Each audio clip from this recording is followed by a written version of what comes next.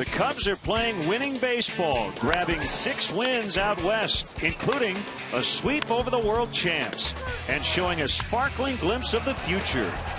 Back at the friendly confines tonight for the Wrigley Field debut of Junior Lake.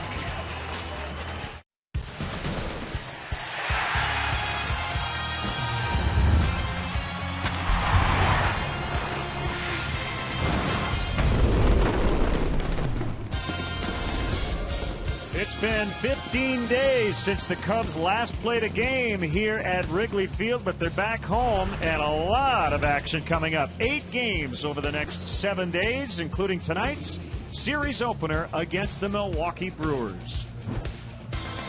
Great to have you with us here on Comcast Sportsnet. Jim DeShays and Len Casper, and positive vibes around this team right now. 6-4 on the road trip, and we're going to take a look at some of the numbers. Yeah, a lot of good things happening for the Cubs on this road trip. The pitching was outstanding. Junior Lake, very good. Nate Scherholtz was red hot. Overall on the road, 26-29. They won just 23 on the road all last year. They swept the Giants in that 3-game set over the weekend. First sweep since '93. They did it while scoring only 6 runs. The pitching in San Francisco was outstanding. They've won 12 of their last 19 road games. Now they got to get it going here at Wrigley. Yeah, 4 games under here at home, 4 against the Brewers the next 3 days, and then 4 against the Red Hot Dodgers starting Thursday. It'll be Kyle Loesch for the Brewers, Jeff Samardzija for the Cubs. And as we mentioned, Junior Lake will finally make his Wrigley Field debut after a very successful start to his career, wearing the road grays, and the Cubs ace will take the ball when we come back.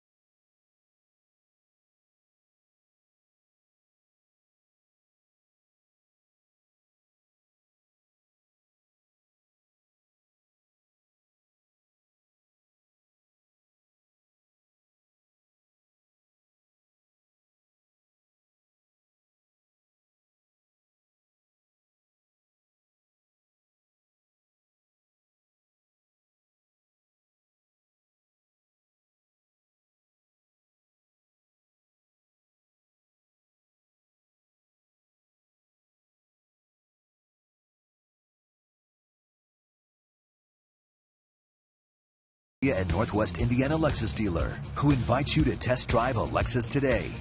Blue Cross and Blue Shield of Illinois. Through it all. BMO Harris Bank, helping money make sense. BMO Harris Bank, NA member FDIC. AT&T Uverse. Visit att.com/freeyourtv. Rethink possible. Ford. Check out America's freshest lineup at your local Ford store or at localfordstores.com. And by Southwest Airlines. Find our fares online only at southwest.com. Welcome back.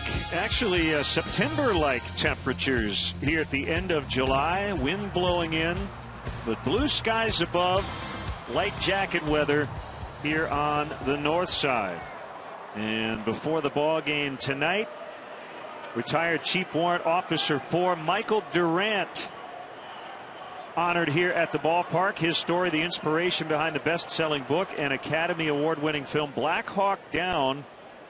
Joined the Army in 1979. 14 years later, target of Somali-fired grenade launcher, and became a prisoner of war for 11 days before his release. And got a great hand here at the ballpark. And also sad news today, and the Cubs at a moment of silence for former Cub pitcher Frank Castillo, who passed away yesterday at age 44. So a lot of baseball coming up. Day-night makeup doubleheader tomorrow, night game Wednesday, and then the Dodgers are in for the weekend. The Cubs' first off day of the second half still a week away.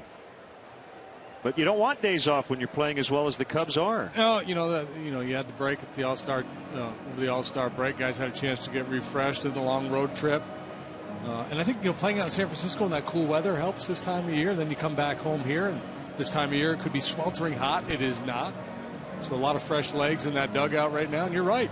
Teams playing winning baseball. Excited to come to the ballpark every day. Trying to pick up another W.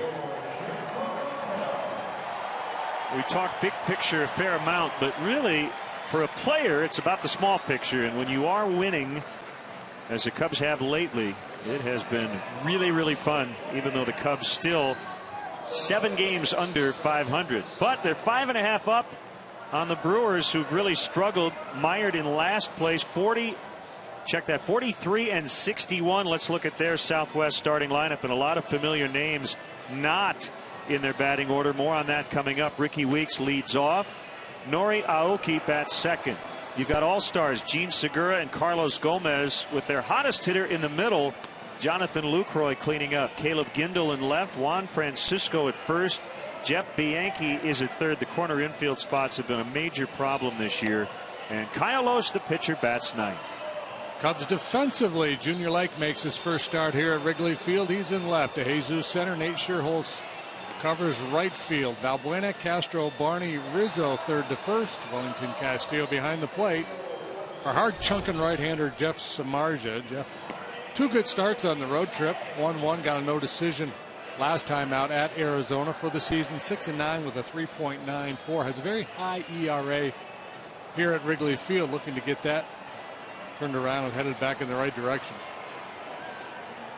15-year veteran Jeff Nelson will work home plate. Jim Reynolds, Jim Wolf, and Mike Estabrook are on the bases. Lest I forget to mention it, Jeff Samardzija is our Lexus Pursuing Perfection starting pitcher tonight. Not just your average starting pitcher. He's pursuing perfection. That's right. Last time he was on this mound, it did not go well for him. He allowed 9 runs in 4 2/3 to the mighty Angels of Anaheim. Yeah, he's been a lot better for whatever reason on the road. 272, but double that here at home. 5.46. And his first pitch to Ricky Weeks is a fastball for a strike, which gets us underway.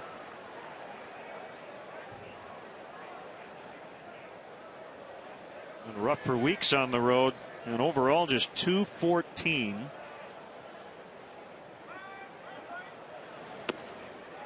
Off the plate inside.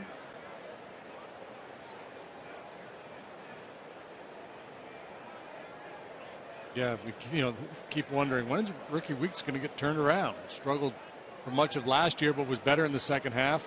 This year it has not happened for him.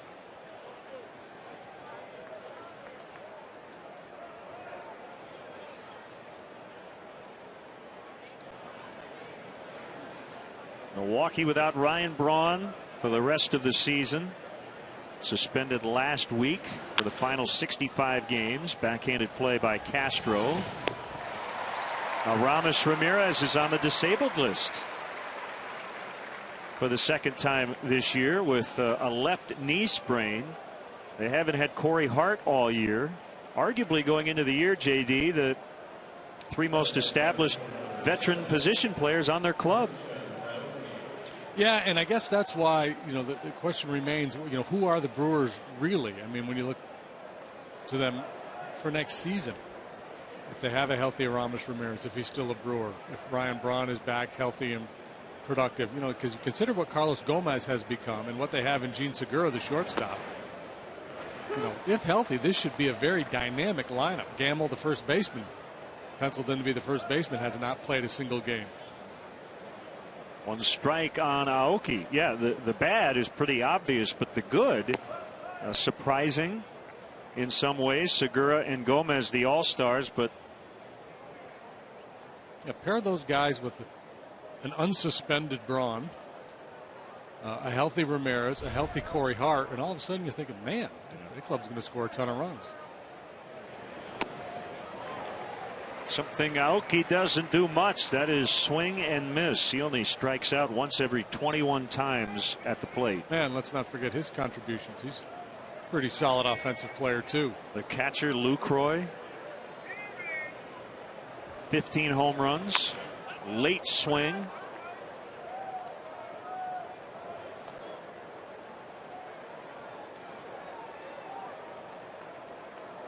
But I believe, correct me if I'm wrong here, Hart's due to be a free agent, and Ramirez as well, correct? So I don't know. I think Aramis has one more. Does he have one more? Yeah, he got a 3-year deal. That one knocked down by Barney, and he will not have time to recover as Aoki was scrambling down the line. Flawless for so long now. Darwin, the last 3 weeks or so, has had some miscues out there at second base. He made a sparkling play the other day in San Francisco on a ball up the middle.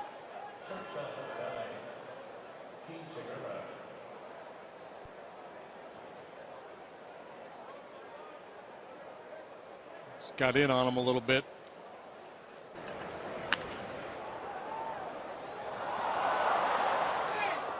And Aoki, he runs so well out of that left-handed batter's box. Any little miscue, and there's a real good chance he's going to beat it.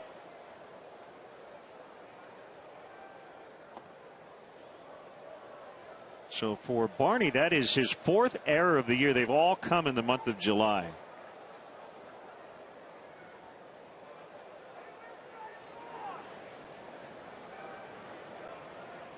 Segura made the opening day roster for the first time, and he was an all-star. Leads the league in hits, among the league leaders in stolen bases.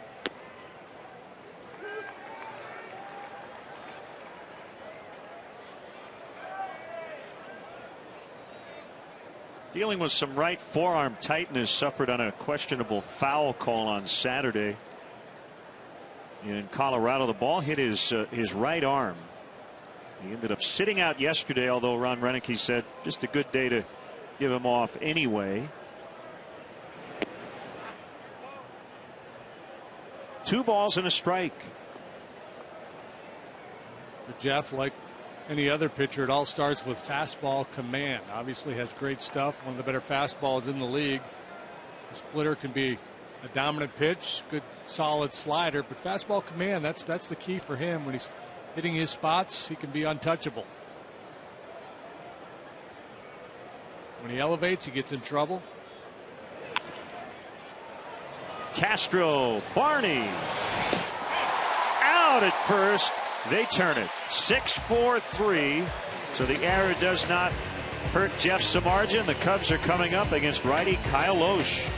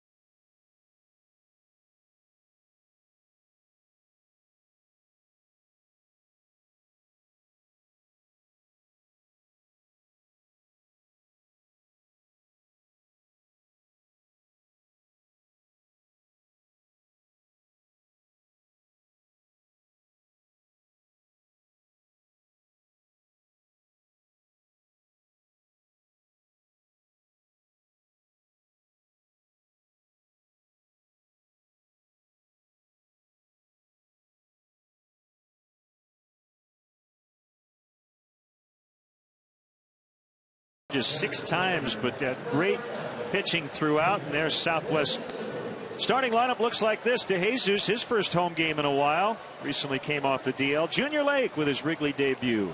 Rizzo, Sherholtz, Castro, and Valbuena in the middle. Darwin Barney plays second. Wellington Castillo had the game-winning homer yesterday, and Jeff Samardzija, the pitcher, will hit 9th. How about the Brewers defensively? You see Gindel, the rookie, in left. Gomez, a highlight waiting to happen in center field. Aoki plays among the deepest right fields in all of baseball. Bianchi, Segura, Weeks, Francisco around the infield. Jonathan Lucroy, very good behind the plate. Brewers overall have committed 74 errors, next to last in the National League. Only the Giants, who we just saw, have committed more. Our Lexus pursuing perfection pitcher, Kyle Loesch, 7-7 with a 337. He's lost but once since the end of May. 34-year-old right-hander. Low for a ball on DeJesus. Loesch, a 29th round pick of the Cubs back in 1996. Never did pitch for the big league team. Made his major league debut with the Twins in 01. A strike thrower, not an overpowering guy. 4-pitch mix, fastball, slider, curveball, change. A lot of sinkers. You see the breakdown. First 11, he was 1-6 with a 439, and the Brewers were thinking, my goodness, what did we do? And then he showed up. Very dependable, very durable. 125 wins in his career. Brewers rotations had a very bizarre season. They went their first 66 games as a pitching staff as DeJesus drives this ball out into deep right center.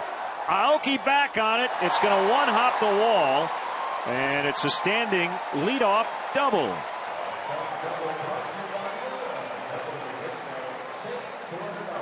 Well, I guess that should have been fairly predictable coming into this game. DeJesus was 12 out of 26. I'll do the math for you. That's a .462 batting average against Kyle Loesch.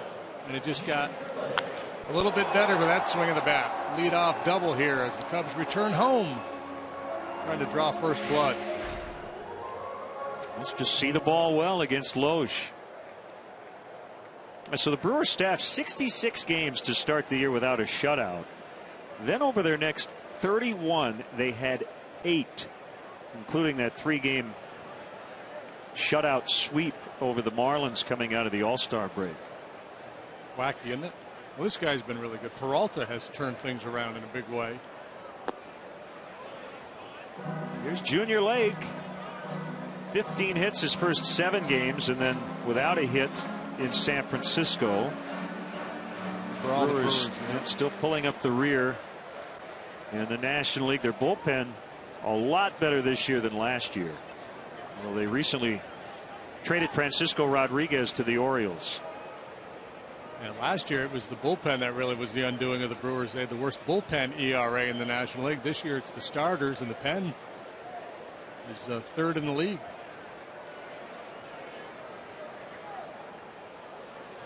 Don't give yourself up here, Junior. If you're going to bunt, go ahead and bunt for a hit. A little anxious there on a breaking ball. 1-1 the count on the rookie.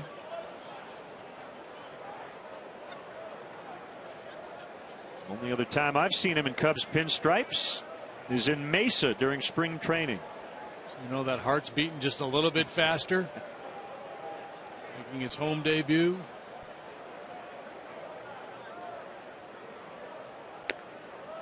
Stabbed at that one. Yeah, I think he's just a little unsure of what he wants to try to do with his at-bat. He's squaring early as if he's just going to sacrifice him along to third base, and then if he pulled it back, if it was a called strike, or he offered at it, but it wasn't a real clean effort.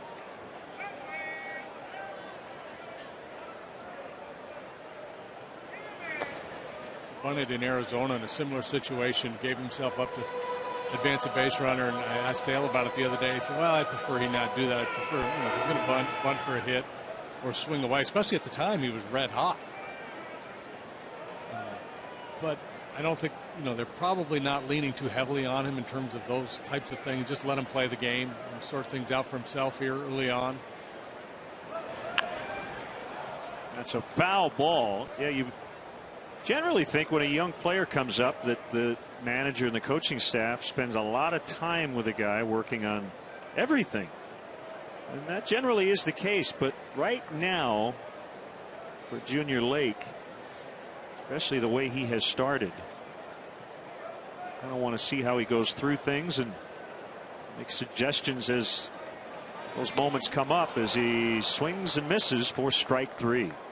Yeah, I think, you know, the key is you want to tell a young guy, you know, in certain situations you want a certain type of approach, but a lot of times with a younger player just trying to settle in at the big league level, if he sacrifices to move that guy up, makes him feel good, he did something to contribute, he moved the guy along. Even if you, as a manager, if you don't think it's a real good baseball play, sometimes you'll say, hey, way to go, man, way to get him over. Next time you might want to think about going ahead and trying to get a base hit. Now Anthony Rizzo.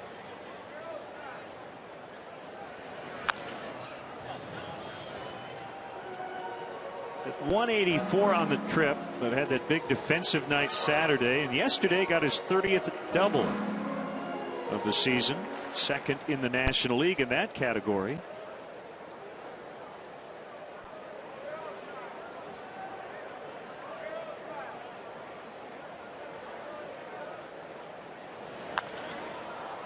Popped up out into shallow left. Segura waving his arms. Gindel, and it's dropped by Gindel. And everybody's safe. He had it in his glove, but it looked like the ground caused it to pop out. And in baseball, the ground can cause a fumble. Gindel just not loud enough to chase Segura off the play. Ideally, you'd prefer your outfielder to go ahead and make that play, and Gindel was coming for it. Boy, he had it. He just couldn't secure it. It is a base hit for Rizzo. De Jesus could not advance. He thought the ball was going to be caught, as did everybody else. So 2 on for the red-hot Nate Scherholz.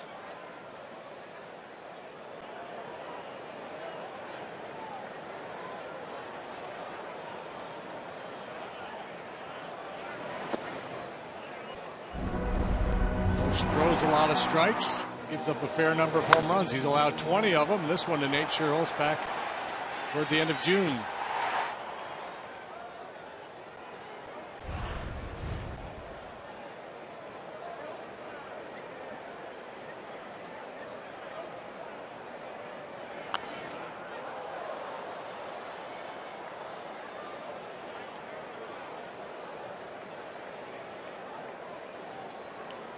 Only Dan Heron has allowed more long balls than Loesch. 10 to lefties, 10 to righties.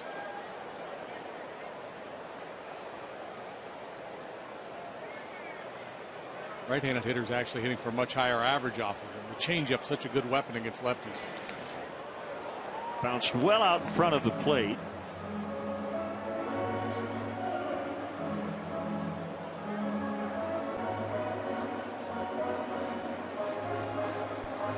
Well, this is an important night for both managers to get what they can out of a couple of veteran starters. With the day-night doubleheader tomorrow, even with the expanded roster, Cubs will use Jake Arrieta. He'll be the 26th man to pitch in the night game tomorrow. The Brewers actually are planning on bringing up a position player. They're a little short on their bench. It will be interesting if the Cubs get into a save situation, considering Kevin Gregg got the save in all 3 games in San Francisco. It's possible he could be available tonight. And if that's the case, he's probably not available for both games tomorrow. Yeah, most managers will tell you they just worry about tonight's game. If their guy's available tonight, he says he's good to go, you got a chance to nail one down, they'll use him, and then just shut him down tomorrow and turn to Pedro Strop or whoever may be ready to roll. The 3-1 to Scherholz. He swings and misses. It's 3-2. See if the runners will be moving here. Pretty good chance of that with 1 out. Especially with a guy like Loesch on the mound, who He really knows how to execute a game plan. Gets a lot of ground balls with his sinker. He's not a swing and miss guy. You feel fairly comfortable that your hitter should be able to put the ball in play. They're not going in foul tip strike 3. Good thing they weren't. Good no-go. Not a swing and miss guy, but he's got 2 swinging strikeouts here in the inning. Strikeout rate of 16%. Below league average, but the walk rate well below league average too. He's walked less than 4% of the batters he faces. League average is 6 or 7, I guess.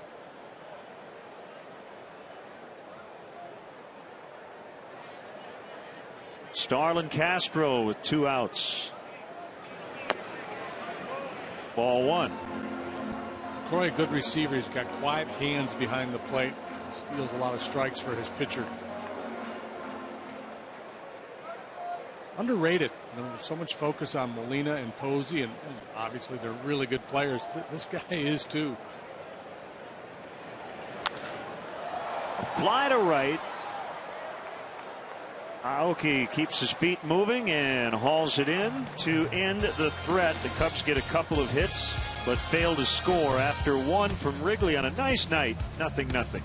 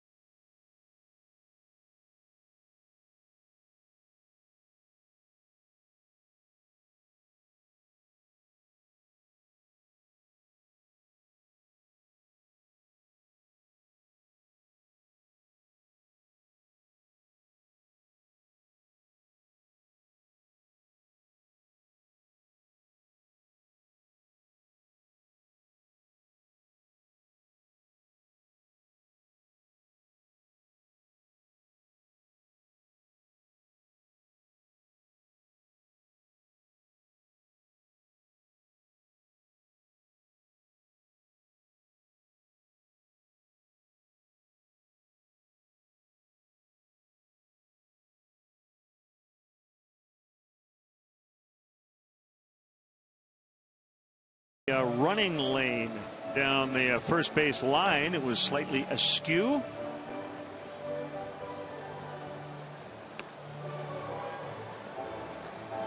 Just a little too wide, I guess, originally. Got it sorted out. Very subtle difference.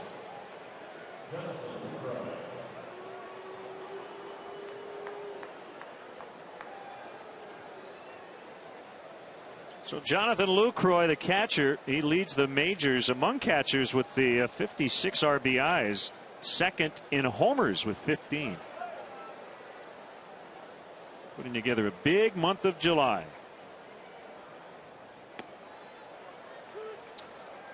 OPS up over 1,000 for the month of July. Could be looking at your National League Player of the Month.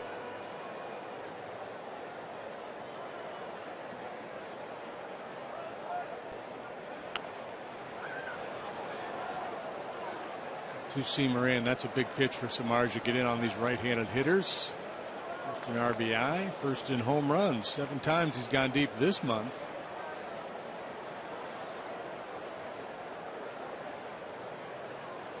Only J.P. Arancibia with the Blue Jays, has more homers in all of baseball as a catcher, 17.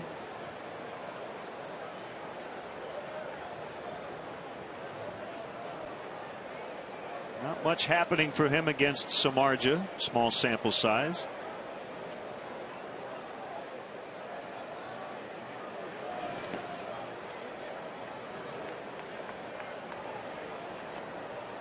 Brewers have really scuffled away from home. 17-32. They've won 3 series as a road team all year.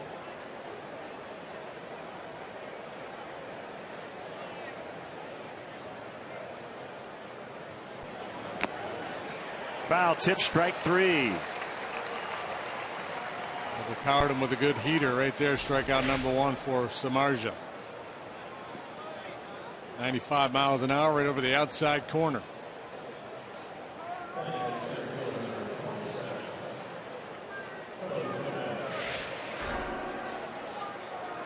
Here's Carlos Gomez. 12 hits over his last 5 games.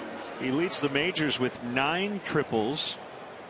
He also leads all major league position players in wins above replacement at 6.8, and almost half of that comes from his defense in center.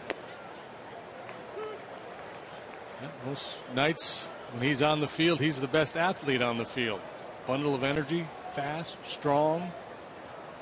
I was watching him when he went out to warm up on defense before the bottom of the first. He was just hopping around out there, and he's got a lot of energy.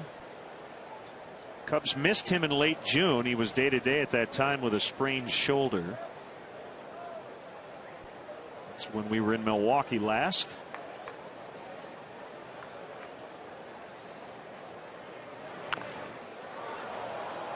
Well, you could see the skill set a couple of years ago with Gomez, but he wasn't able to put it all together. Now he has, and there's the home run hit off Jeff in Milwaukee back in April.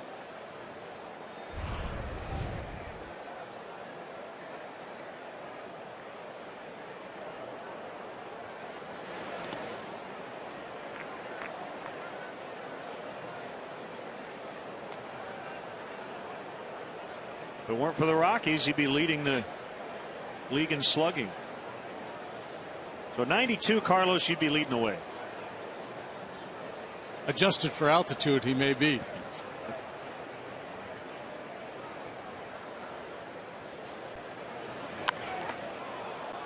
Up in the air, De Jesus coming in. And he's got it.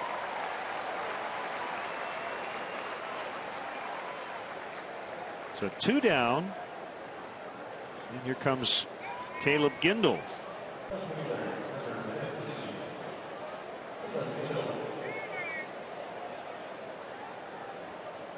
Mentioned Samardzija's work on the road trip. Really good in Denver. Beat the Rockies 3-1, 7 1/3, 4 hits, 1 run. And then a no decision last time out at Arizona. Game the Cubs won an extra inning, 7-6. He left with a 6-2 lead. The D-backs came all the way back to tie it.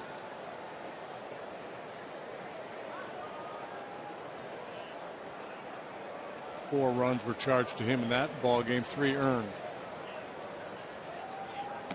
Way inside to Gindel. They've used Gindel and Logan Schaefer to fill in for Ryan Braun. They also have Chris Davis, who replaced Braun on the roster a week ago, and Braun was suspended. So inside corner, 1-2. Did you talk to anybody about Braun? What's he do? Did he just go home, just hang out? I would assume golf? so, yeah. I would assume he will not be hanging around the club over the final 2 months. And it would be a distraction, wouldn't it? If he's around at all. Yeah, when the media were yeah, it wouldn't around. be fun for him because he'd just have to answer questions or refuse to answer questions. And he might not even be allowed to participate in team activities. Yeah, I'm guessing that's the case. Yeah, suspended without pay. So Rizzo to Samardzija, and he beats Gindel to the bag. It's a 1-2-3 second. Early on, no score.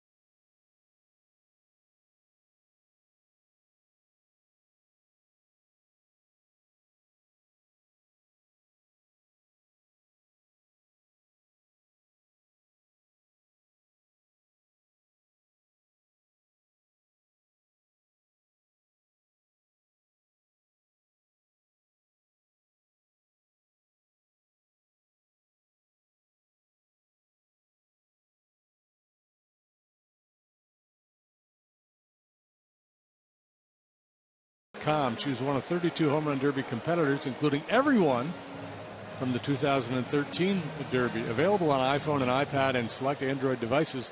Download MLB.com's Home Run Derby game for free today.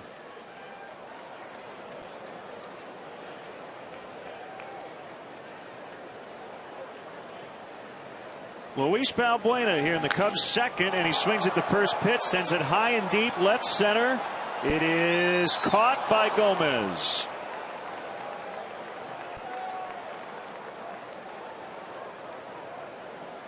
Luis with a hit in his final at bat yesterday, snapping an 0 for 18 skid. He was just 3 out of 22 on the road trip. Pretty good swing there, unfortunately for him. Stayed in the park. Gomez with tremendous range out there in center field. One of the corner guys, you're probably better off just assuming he's going to make the play. He's going to let you know, though.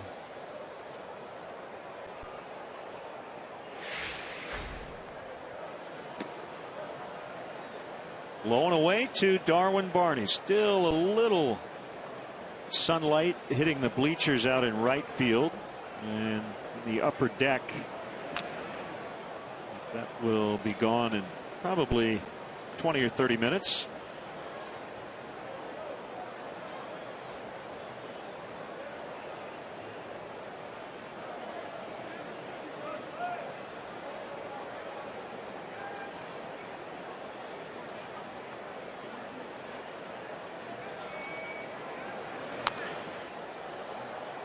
Out into the upper deck. 1-2.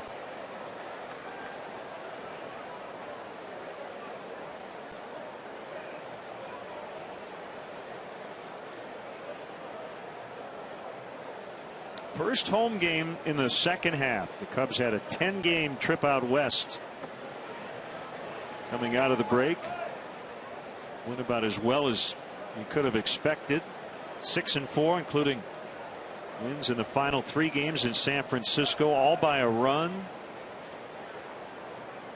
Great atmosphere all 3 days. Another ball well hit. Gomez takes a look back. He's at the track, and he's got this one right near the 368.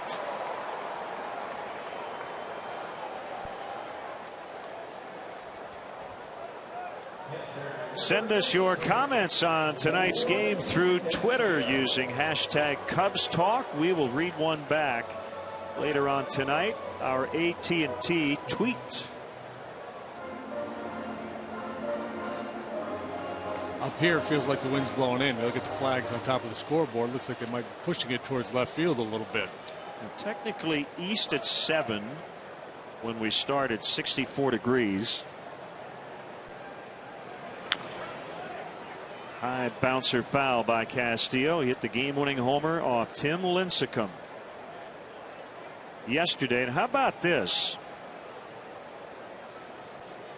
David Vincent, who's the home run guru, reporting that for the 4th time ever, a team's pitcher and catcher, as he lines out, both homered for the only 2 runs in a game. The last time it happened, 1986, David Palmer and Ozzie Virgil of the Braves. Loesch a little fortunate that inning.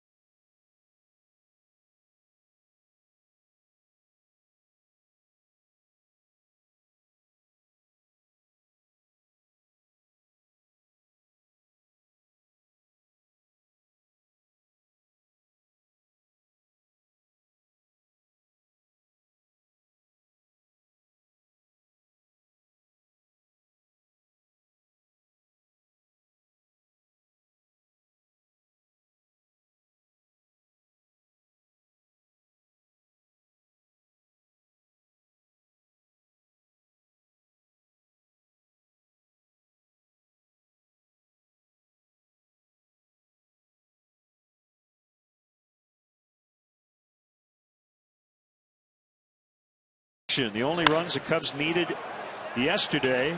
That was a game winner. Wellington Castillo off Tim Lincecum late. Earlier, Travis Wood gave the Cubs an early lead.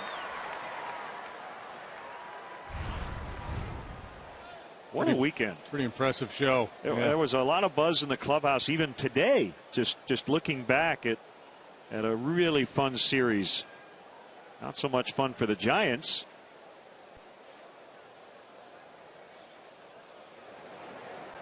A little duct tape on that and you'll be good to go. Well, that Saturday game was incredible. Strop getting out of that bases loaded, nobody out jam. Juan Francisco playing first. It has been a revolving door over there.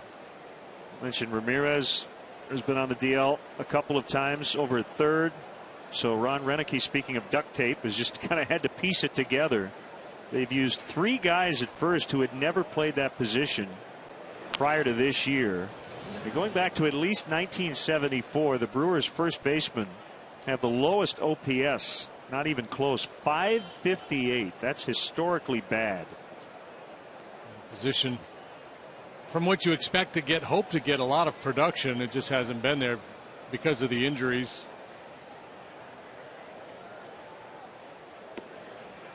This guy hit some home runs for you. He's hit 13 home runs between Atlanta and Milwaukee. 8 of them here with the Brewers. Takes a big swing. Swings and misses a lot. Doesn't hit for average, but if he runs into it, he's got a chance to hit it a long ways. Homered in 3 straight games against the Cubs in Milwaukee in late June. Hey, you know that last home run or catcher pitcher home run combo you talked about in '86? That was in San Francisco too. Something the about candlestick. that. Called strike 3 on the inside corner, freezing Francisco.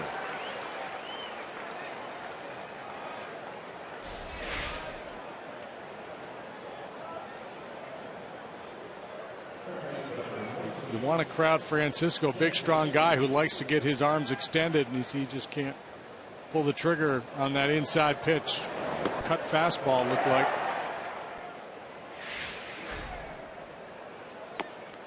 Jeff Bianchi takes a strike.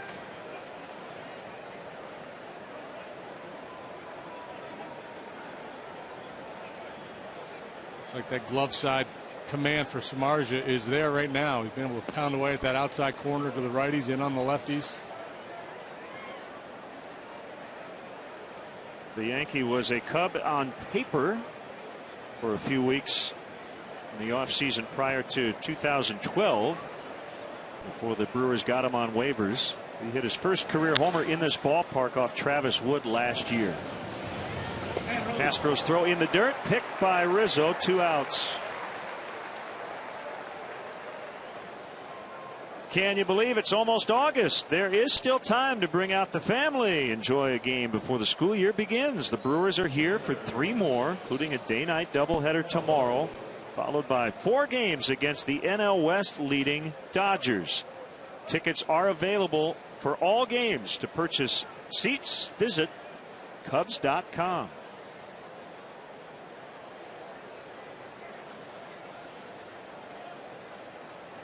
Loesch with 2 outs.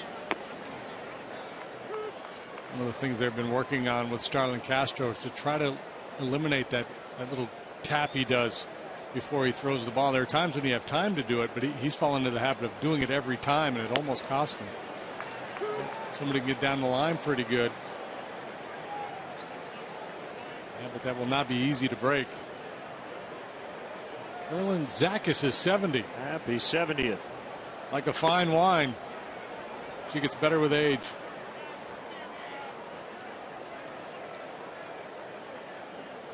Perhaps a nice cheese.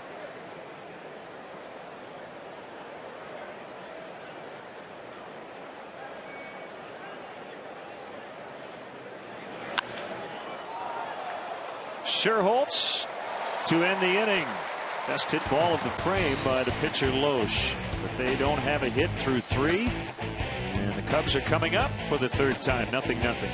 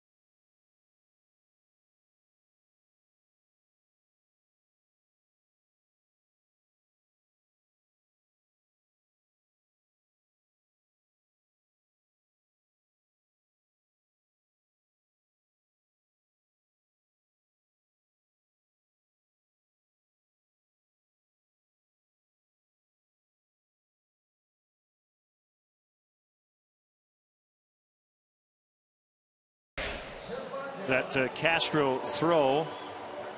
A little short hop. Chatting with Anthony Rizzo. David Bell, field coach, coming over. Here's what I'm talking about. Watch how he pulls the ball out of his glove. He always has a tendency to go to that second tap. He pulls it out instead of just throwing it. It's just kind of a habit he's fallen into. And it costs you just enough if there's a guy busting it down the line with pretty good speed. Turns it out into an infield hit. I think he actually caught himself there about halfway through the movement. He said, no, I got to get rid of it. And then kind of threw that sinker across the diamond. Walsh makes quick work of Samardzija for his third strikeout, all swinging. This season, the Cubs are giving away a set of 82 limited edition Cubs Topps baseball cards in 4 installments over the course of 4 games. Along with a special album, the third card set will be given out to the first 10,000 fans this Friday, August 2nd. With the Dodgers in town, it's presented by PNC Bank. To purchase tickets, visit Cubs.com. De Jesus with the only hit of the night, a leadoff double in the first inning. The Cubs could not capitalize. Rizzo had that bloop hit. That counts as a hit with a runner in scoring position, but didn't score a run. So in the second half, the Cubs are 9 for 80 with runners in scoring position. But again, winning 6 of 10 because of the pitching. Right, and that's where you get into all those cliches. Right now, all of a sudden, they got timely hitting. Doing just enough. Timely hitting.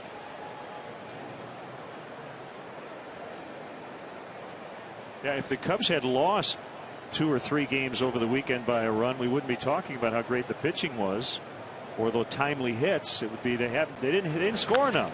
Well, they got 6 runs in the 3 games and won them all.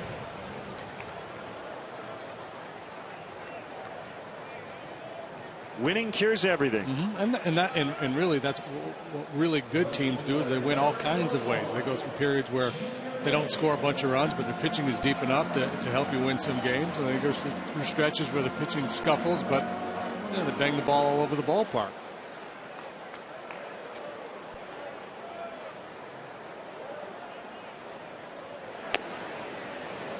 Sinker caught the outer edge.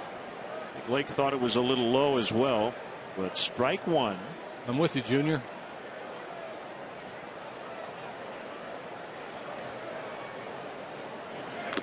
So the jersey number saga continues. He's been asked about wearing number 21, Sammy's old number, and he has said on more than one occasion, 22 is my favorite number, but I'm not going to ask for it. Understanding that he's a rookie. You got to appreciate that the minute Matt Garza got traded, he didn't walk in and say, I want 22. But will somebody offer it to him, or will they just stick with 21 for now? Well, they'd have to sew his name on 22. Right. That's no fun.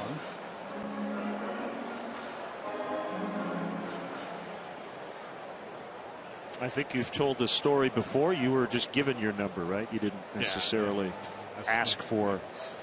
I didn't want 67, but I got it. Line into left.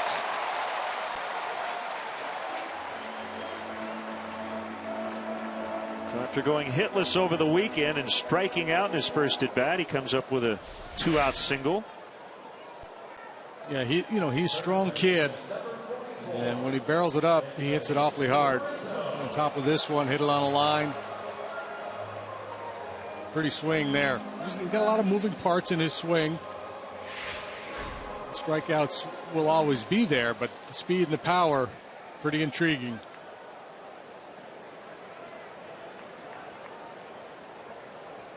Rizzo with a bloop single in the first inning. Ball 1.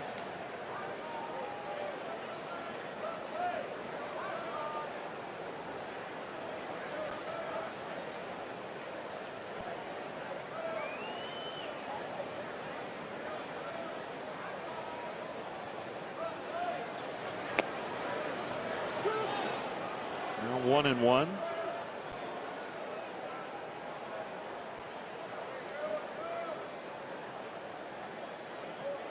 Loesch, a 16-game winner last year, 16-3.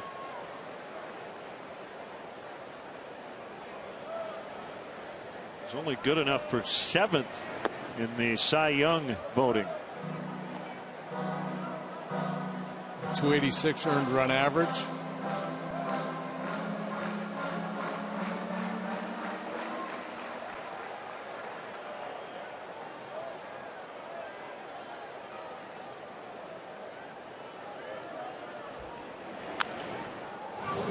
Rizzo out in front, 2-2.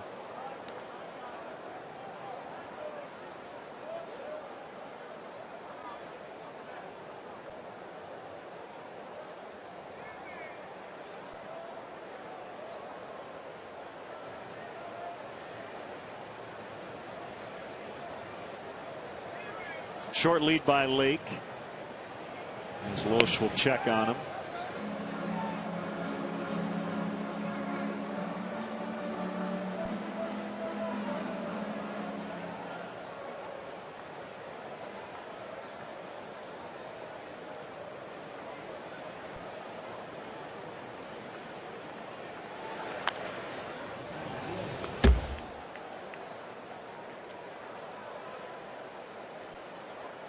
Already the 18th career start for Loesch against the Cubs.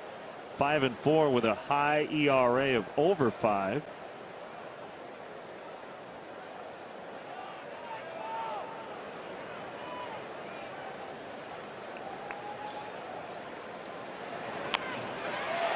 That's going to get into center. Lake's coming around second and will easily get to third.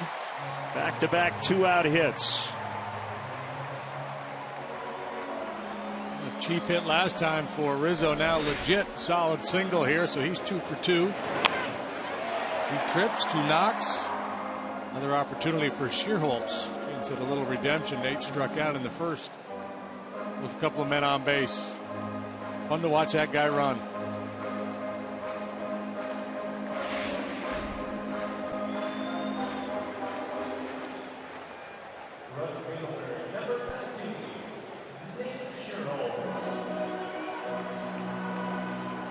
Shearholtz knocked in 9 runs on the just completed trip. Hit 3 homers, including that big game winner Saturday. Anxious days for Nate with the trade deadline right around the corner. He has said he wants to stay here in Chicago, loves playing here, but he realizes there's a chance he could go. We saw a lot of scouts in the dining room tonight. Wow.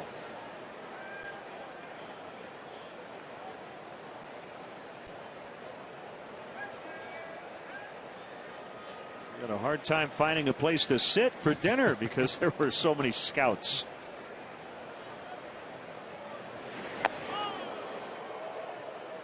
Nothing is going to keep us from our pregame meal, I'll tell you that. Yeah. Get into a battle between scouts and writers and broadcasters for food. That could get pretty gory.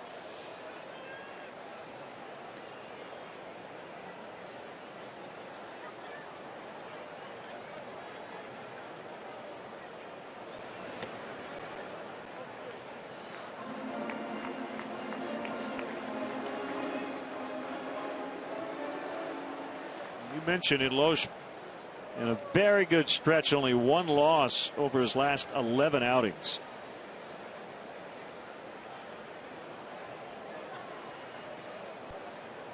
.6-1 with a .249 during this stretch. Strike two called. So good at keeping that fastball down around the knees. Even when he's behind in the count, he doesn't give you much to swing at.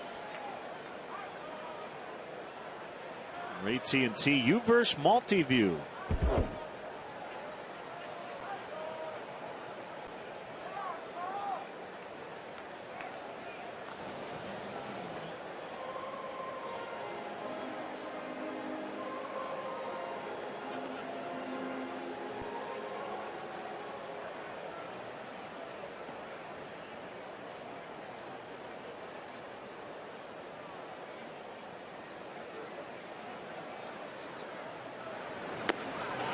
Scherholtz has struck out both times. And both times with runners in scoring position. So we've played 3. We are still scoreless.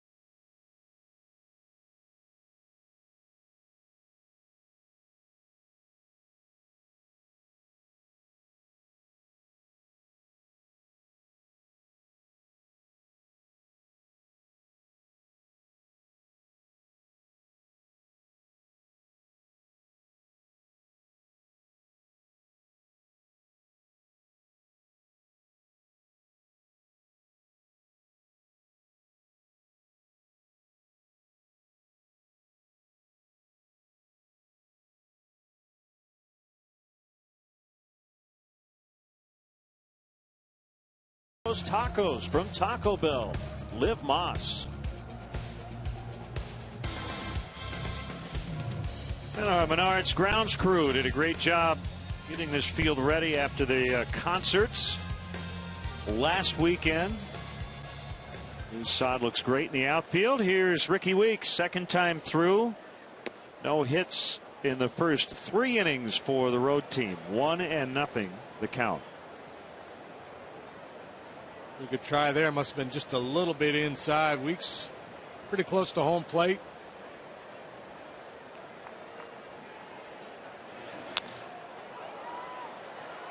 DeJesus over toward left center.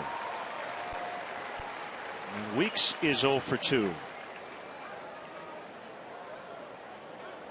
So we mentioned the sad news. Former Cub pitcher Frank Castillo drowned in a lake in Arizona near his home yesterday, just 44 years old.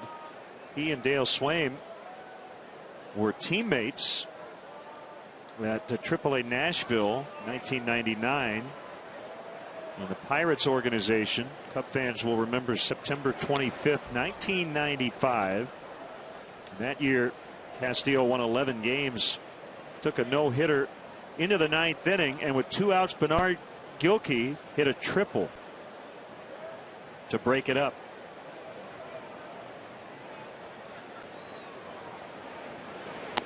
Just a terrible bit of news. Yeah. He was out in a pontoon boat and jumped into the lake for a swim.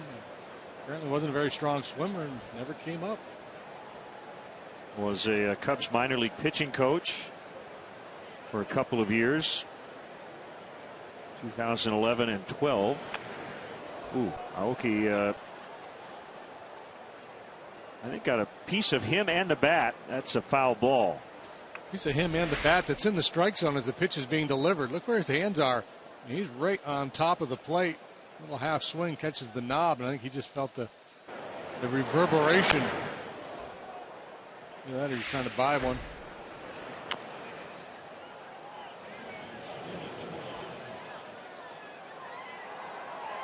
And George Boomer Scott, 3-time All-Star first baseman, won 8 Gold Gloves, has passed away at age 69.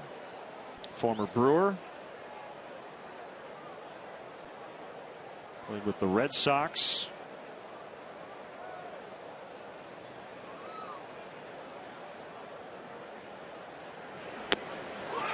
Inside corner, he got him. Margie is dealing tonight. Just 47 very efficient pitches. And look at the movement on this fastball back to the inside corner. Talk about Aoki and how he crowds the plate. Sees that coming towards his hip. He starts to give on it a little bit and it runs back to the inside corner. He's owned that side of the plate. And Ron Renicky getting into it with Jeff Nelson.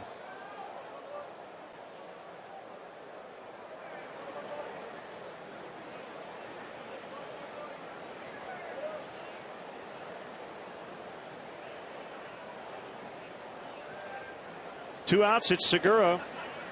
Ball one. George Scott, 1975, as a Brewer, 36 home runs. Traded to the Sox for Cecil Cooper, correct? Yes. Had a monster run there in Milwaukee.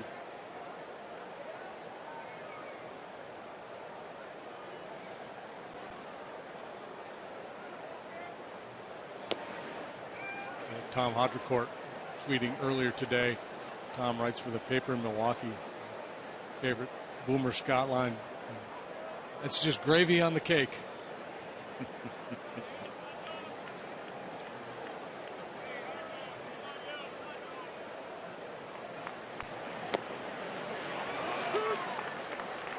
Two and two. I'm going to pass along some good news. The Overholts welcomed in Blake Christopher, 8 pounds 2 ounces on the 23rd of July. So congrats to Chris and Kelly, very proud parents, big Cub fans.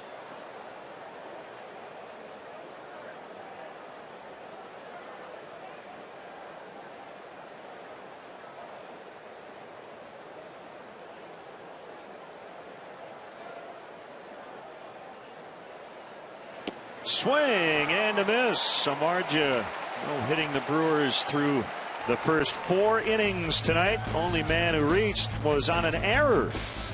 0-0.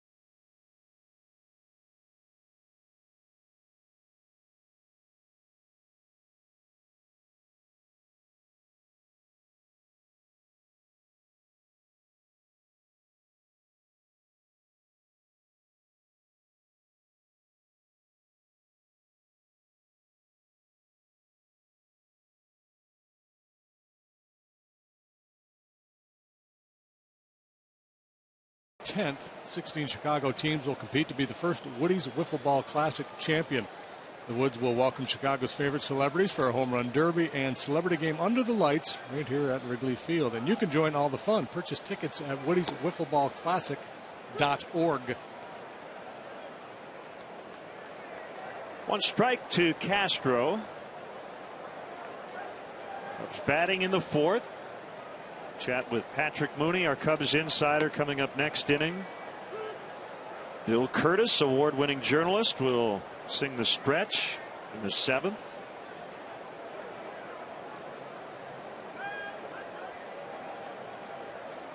And we've got both games tomorrow here on CSN.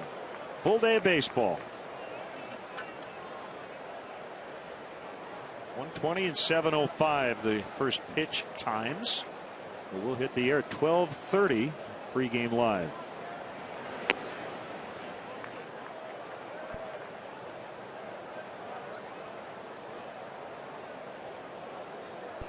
That means we should go about 13 innings tonight, I'm thinking. That's normally the way that works out.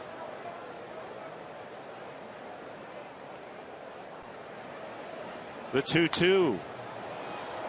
Away with one there. Loesch elevating that fastball, but Castro a little bit behind it.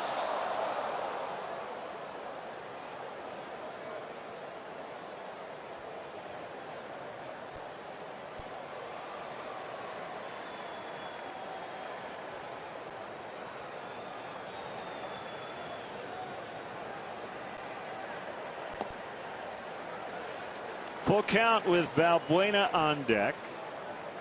It's hard to guess what pitch you're going to get from Loesch. You can usually guess strike in this situation. He doesn't walk many. 19 free passes issued all year.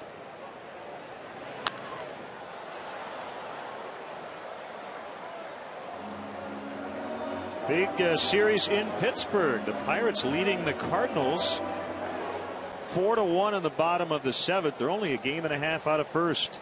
Pedro Alvarez has hit his 27th. They dropped a 4 spot on him in the first. Bounce to Weeks.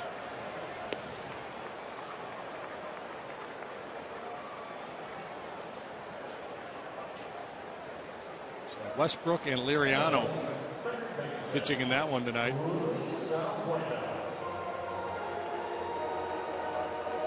Battle for first in Boston. Tampa Bay leading the Red Sox 2-1. They're in a delay in the 8th. Boston a half game up on the Red Sox, and the Rays acquiring all-star reliever Jesse Crane from the White Sox today.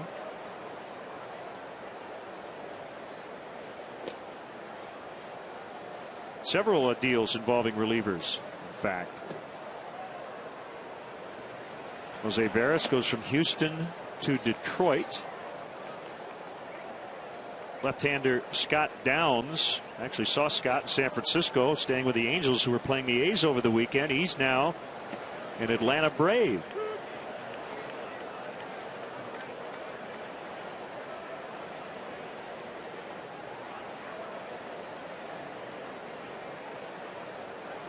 Curious to see if the Braves go after a starter with Hudson being down for the year.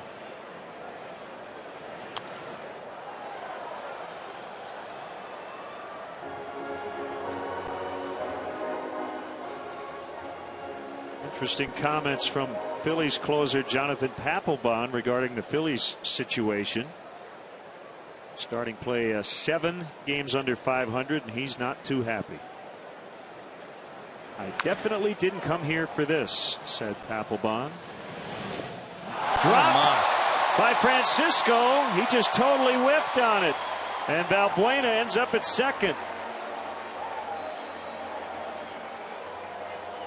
The 13th error committed by Francisco this year. He started the year in a platoon situation with the Braves at third base, now playing some first base here with the Brewers.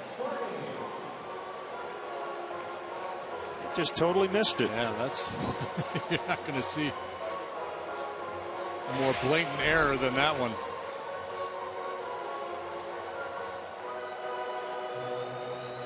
Brewers trying to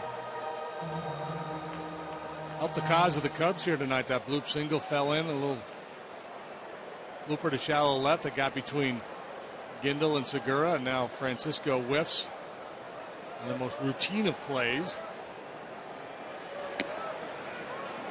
1-0 on Darwin Barney. Papelbon, by the way, added that he'd like to stay with the Phillies, but he said, if I have to put up with this year after year, then no. I don't want to be here. Why would you? Why would anybody? He got a 4-year, $50 million deal. He's overpaid. A couple years ago. He's overpaid, and he's popping out. You know, when you say things like that, you're just throwing your teammates under the bus. Basically what you're saying. Why would I want to be here with these losers? Basically, if you really break it down.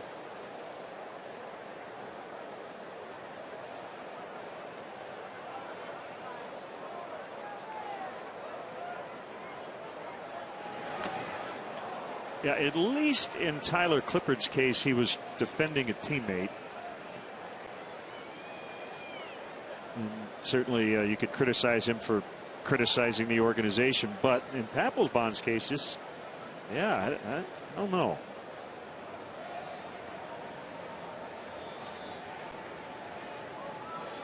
They've lost 8 in a row. I appreciate frustration and everybody wants to be on a winner, but going public with comments like that doesn't do anybody any good. Usually the line when you're 8 under and stuff like this happens is, no, I want to stay here and turn it around. Yeah. Even if you believe the opposite, right?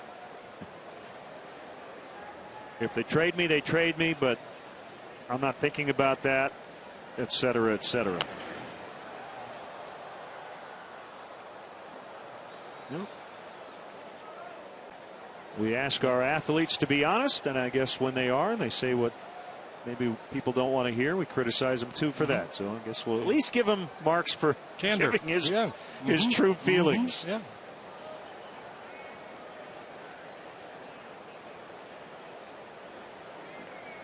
3-2 on Barney. A chance here.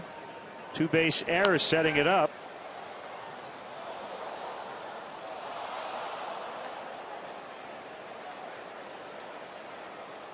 Aaron hit the ball hard last time. A deep drive that Gomez ran down in left center.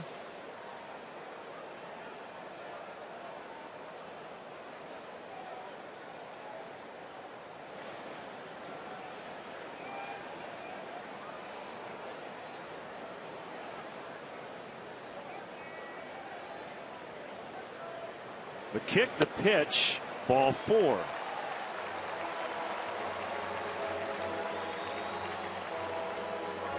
A rare walk issued by Kyle Loesch. Thought he had Barney in chase mode, and Darwin showed some discipline, worked the walk. He doesn't walk very often. It's the 20th one he's drawn this year. Steele hit a bullet last time up, right back to the mound. He's been swinging the bat well lately.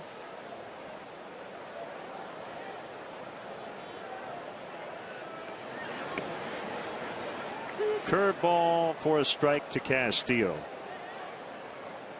I'm surprised to see Kyle Loesch throw strike 1. He does it a high percentage of the time. Among the leaders in that department.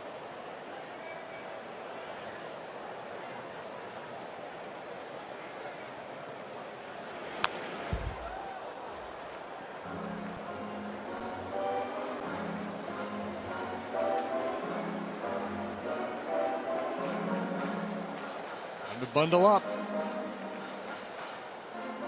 on that extra layer.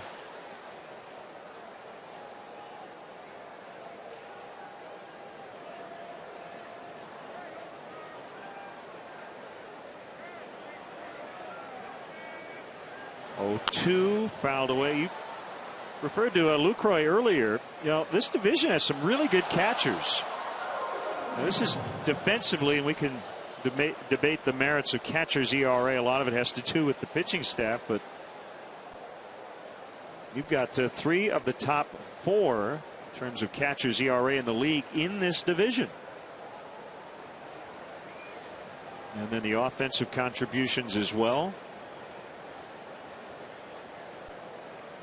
I think Hannigan's been underrated, as Aoki will get behind the ball. Valbuena tags and he holds.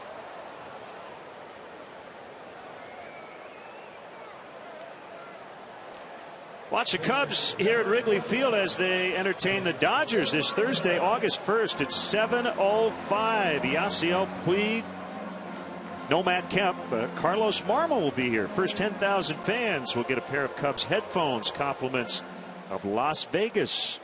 For more info or to purchase tickets, visit Cubs.com. Hanley Ramirez, probably the hottest hitter in baseball since early June. Should be a fun weekend. Swing and a miss by Samardzija. It's been a 1-2 punch. Ramirez activated at the same time that Puig came up for the minor leagues, and Puig has stolen the headlines. Hanley's actually been better, but the two of them putting up huge numbers. How about Samardzija He's just trying to bunt his way on and set it up for DeJesus. He had Bianchi back at third.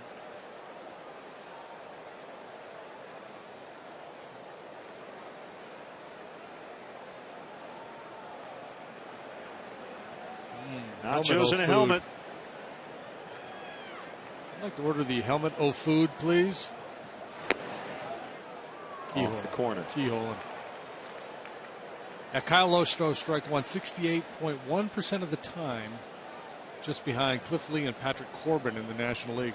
First pitch strike percentage. I know a lot of folks were wondering about that, so there you go. Swing and a miss. No hits in the inning, but the error and the walk setting it up. Samardzija back to the mound. The Brewers don't have a hit. The Cubs have all four of them.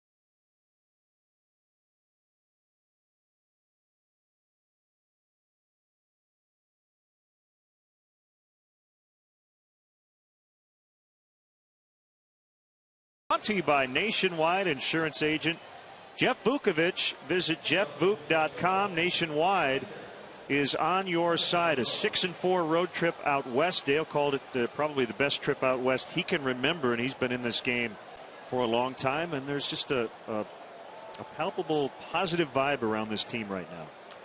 Yeah, we kind of heard it yesterday when Soriano hit that home run. We were talking to Dale, and there was this huge eruption in the clubhouse, and I think after that trade, I think guys kind of realize that they have to step up and produce and maybe, you know, kind of evolve. And obviously you saw it on the West Coast in a great atmosphere against some really good starting pitching. I think the unanswerable question, I'll throw it out there for both of you guys.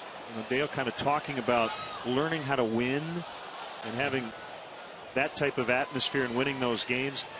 Does that play in the big picture when down the road, you know, Rizzo and Castro kind of learning how to win the close game? Does it matter?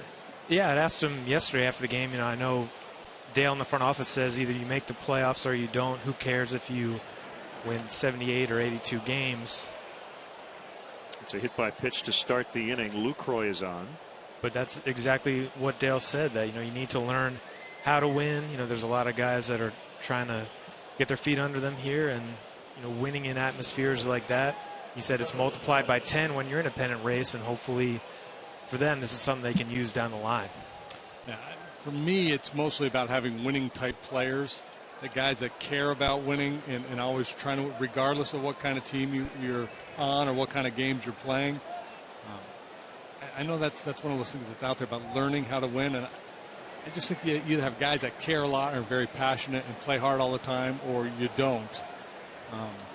But I don't know. I'm not the end all on the topic either. I know a lot of people in the game that say that make that we got to learn how to win.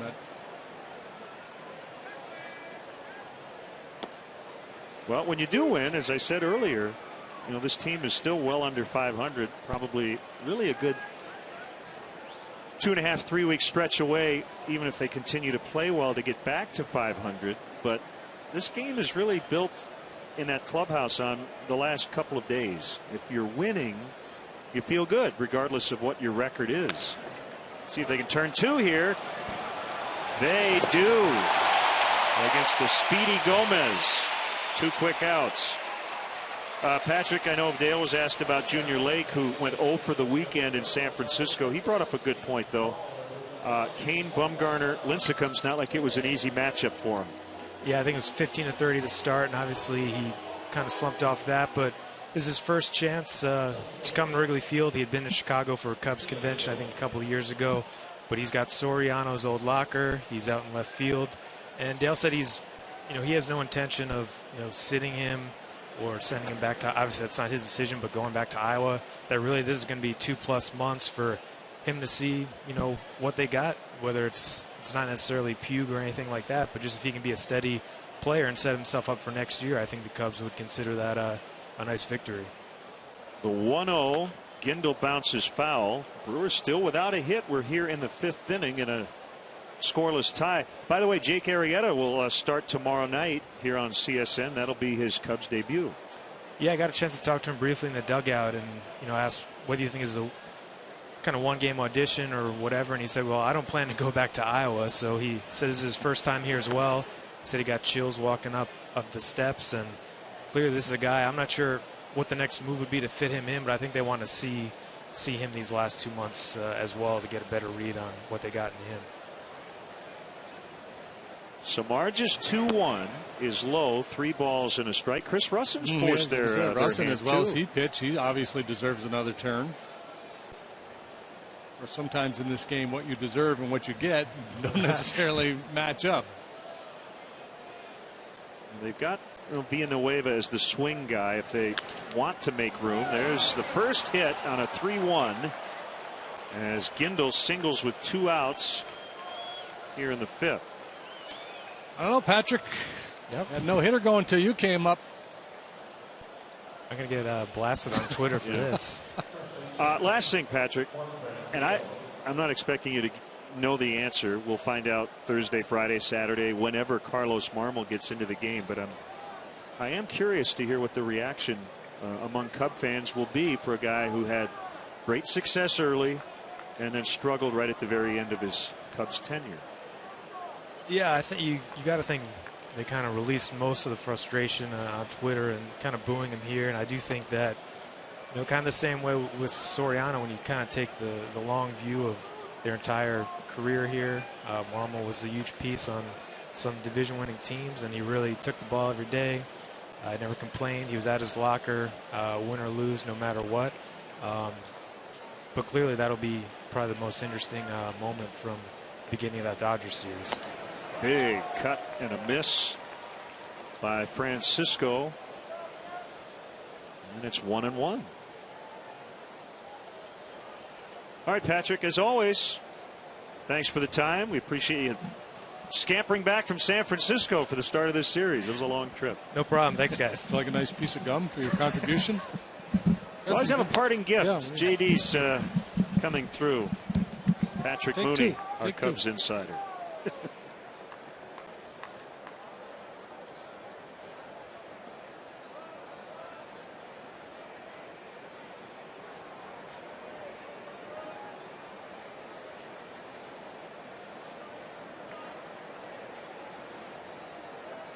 The pitch. It's low. Back-to-back 3-1 counts here.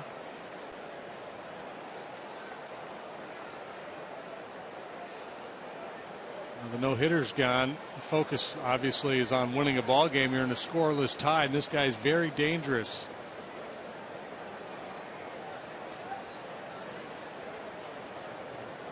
They're going to go back in. So they got him last time.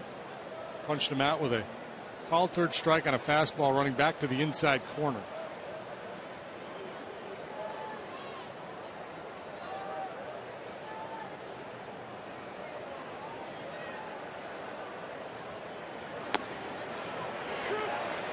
Three and two. Gindel will be on the move with 2 outs.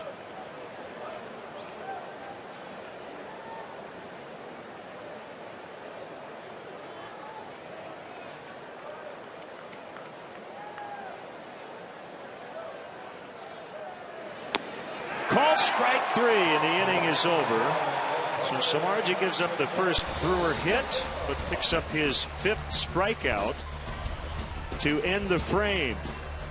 Good pitchers duel here to start this series. No score.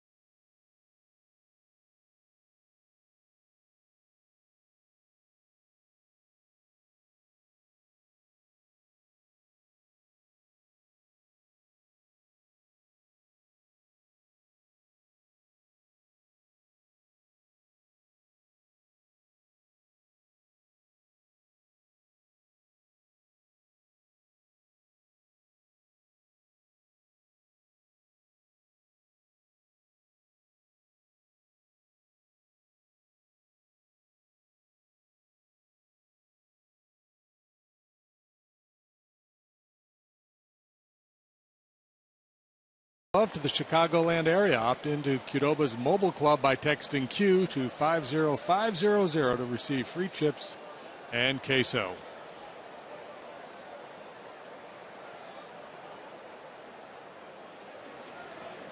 DeJesus 1 for 2 with a double.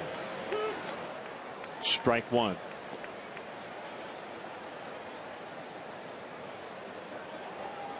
Many times these matchups do not live up to their billing. Samardzija at 394, Loesch 337 coming in terms of their earned run average. They've both been very good.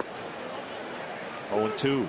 Go about it in different ways. Samardzija overpowering with that mid-90s fastball. Loesch, his heater, well, that one clocked at 90. Basically been sitting at 89 all night.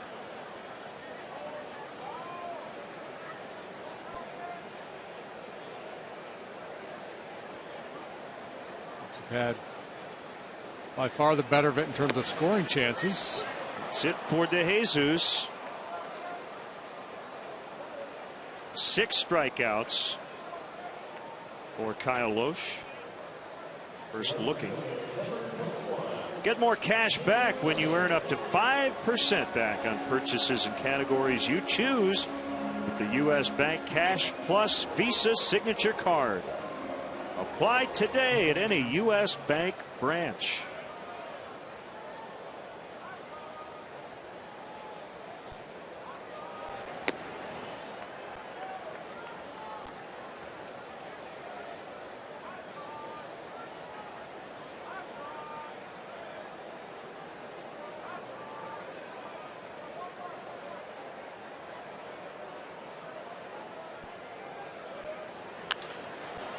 Popped him up on the right side. Weeks. 2 down.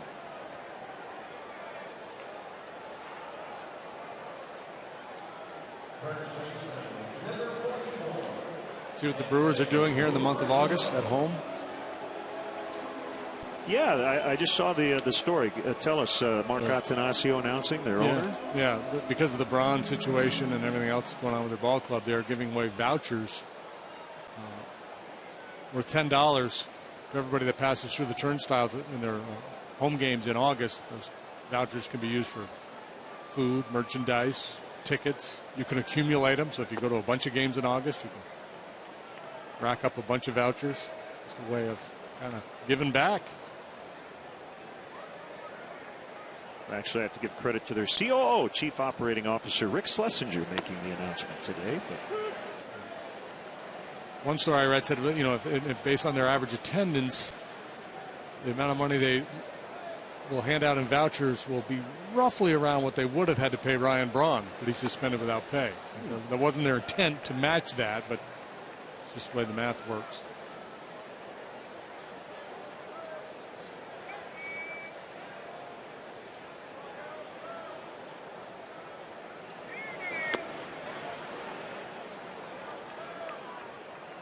Three and one to Rizzo. 2 out of 2 tonight. Half the Cub hits. See if he challenges them here. He does not. Well, if he was trying to, he missed.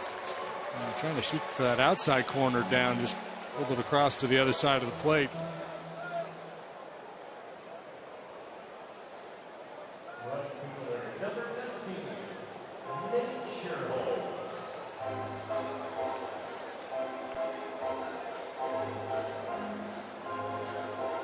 Mentioned earlier that Loesch had walked only 19 batters. He had 5 in one game at Pittsburgh. So you throw that one out. He only had one other game where he walked 2. Bounced right to the first baseman, Francisco, and the inning, just like that, is over. 2-out walk, no runs. The Cubs have left 7 men on base. We go to the 6th. 0-0.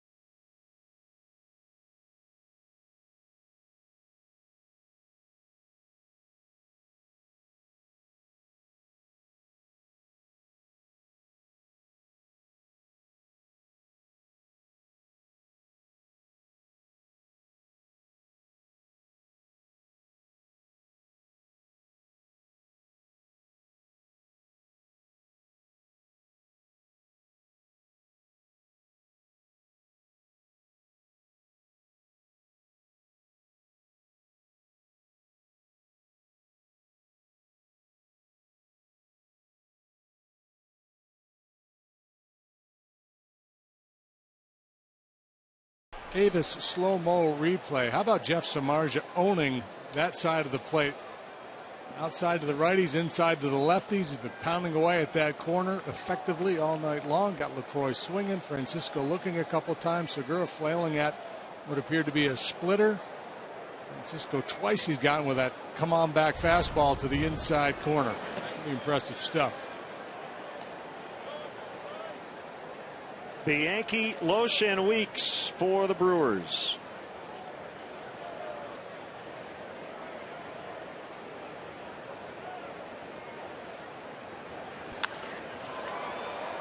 Rainbow to center. De Jesus to catch. 2 pitches, 1 away. 70 pitches. Figures to be an easy inning with 8-9-1 hitting. 8's already been dispatched. Cool evening. He is positioned well to take this one deep.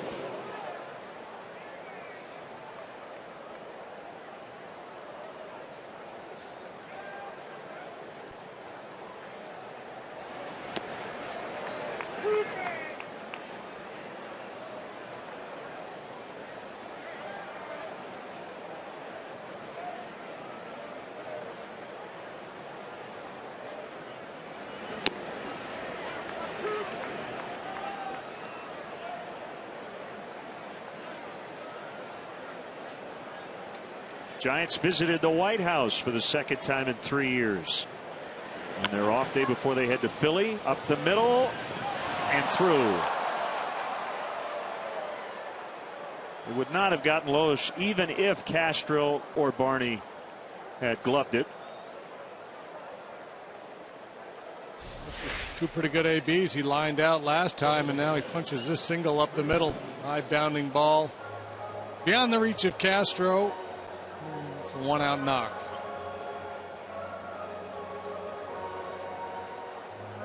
Hall of Famer Willie Mays very present right behind the president in the photo I'm looking at.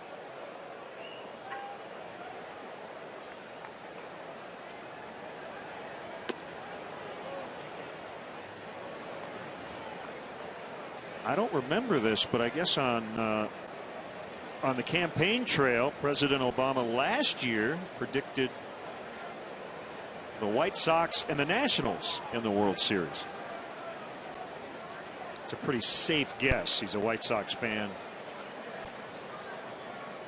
And if you're in D.C., you got to say the Nats. Home so, team, yeah, well, can understand that.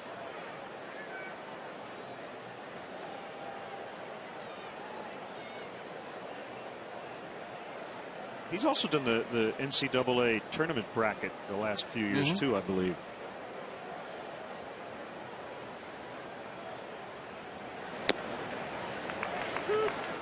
Yeah, plays a lot of hoops.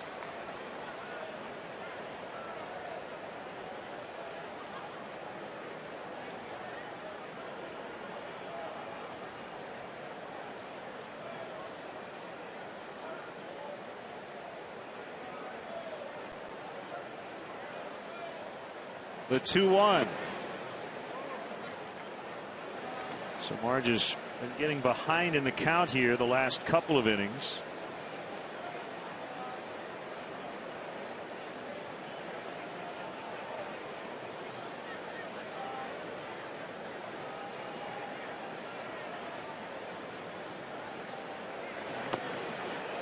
Three and two.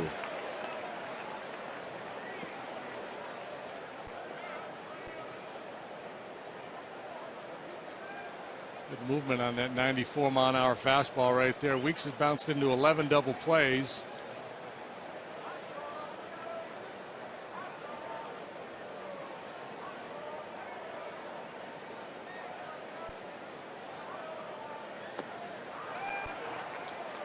And that's Jeff's first walk.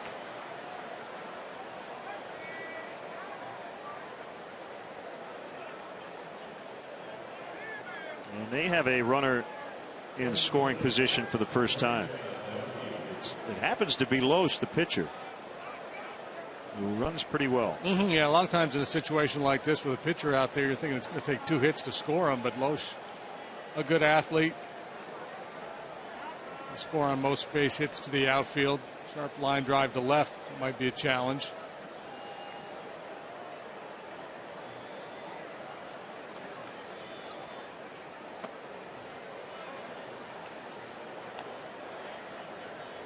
Be a little disconcerting for a pitcher to face a guy like Aoki, who's kind of a funky stance, and as we mentioned last time he was up there, the way he kind of hangs his hands out over the plate, just gives you a little different look.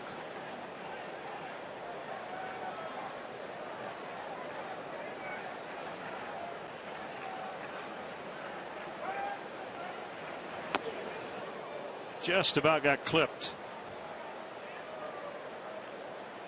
You may remember Kyle Loesch pinch hit in the bottom of the 10th inning for the Cardinals in Game 6 of the World Series a couple of years ago against Texas, and laid down a sac bunt, and both guys who were on base came around to score. They tied the game, and remember how it ended, I think in the 11th, right? Like the Rangers were going to win it. Yeah, well, that was an amazing finish. Berkman and Freese. Freese hit the game-ending homer the following inning. And they would go on to win Game 7.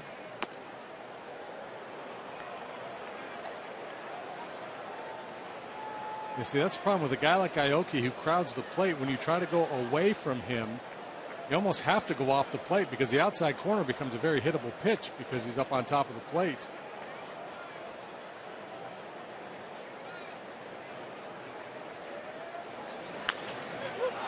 Knocked down by Samardzija.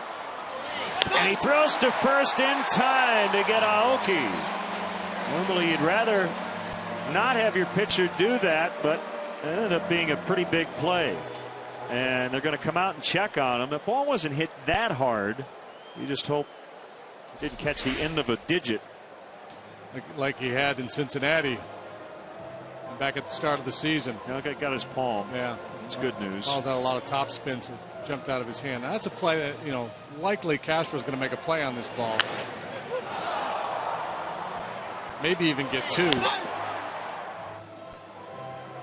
Very athletic play by Samardzija, no surprise.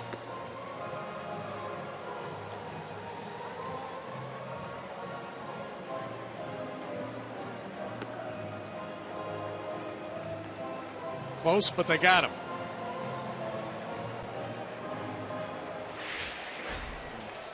Coming into this inning, all the real chances have belonged to the Cubs, but now one of the best hitters in the league up there with a chance to drive in two and give the Brewers the lead.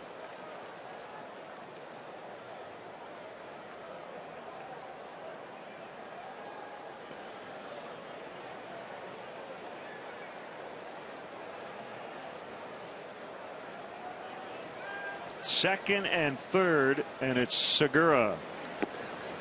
Strike one. 2 at bats. He's made 3 outs. Double play in the first, a strikeout in the fourth.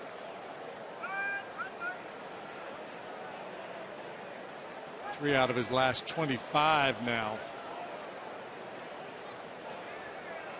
They're going in. Good timing. I mentioned the pitch that hit him the other night. I guess they called it the ball hit his bat. It appeared on replay it did not. His manager says he and Carlos Gomez need to lay off those inside pitches. That's how teams try to get out the best hitters in general. That's how the Cubs are going about Segura here. See that swing? I mean, there's just not much you can do with that pitch. I think one of the real keys of being a complete hitter in the big leagues is knowing what you can't handle. Great hitters will tell you they go up there looking for a certain pitch in a certain zone, or they'll focus on in or away, and they'll look for it throughout an at bat. You can't cover everything, every single pitch. You can't be thinking in, thinking out, covering fastballs, covering breaking balls. You get down to a 2-strike situation, you got to be probably a little bit more willing to expand your zone a little bit. Well, it sounds counterintuitive when you say teams would work in. Middle in is what you often hear about pitches that you want to hit. But go back to the Strop-Posey sequence Saturday night. As you said, they wanted to go off the plate in, which they did. Got that weak ground ball, and Segura went around. Samardzija with a big strikeout with 2 in scoring position. The first time the Brewers had a chance this inning here with runners in scoring position, and we're still 0-0.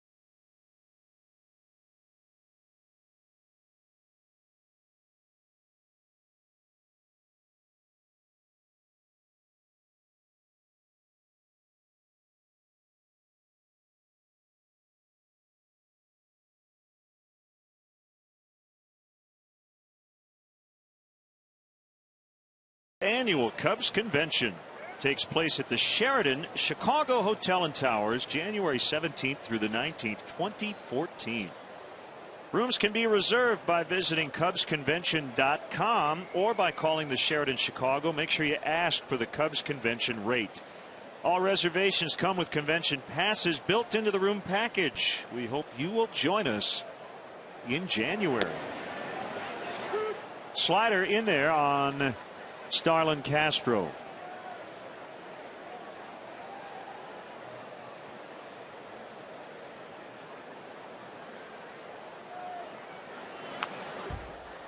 Two strikes. Jason Giambi. What do you do? Ending homer. Indians 3, White Sox 2.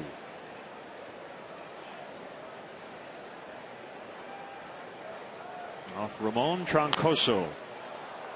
Chris Perez gets the win. 5 straight wins now for the Indians.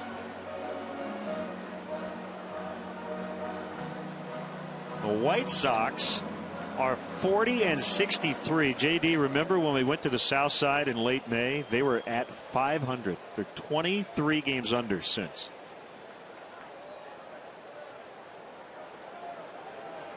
Traded Jesse Crain today. Maybe more moves coming. Everybody expects Jake Peavy to be dealt.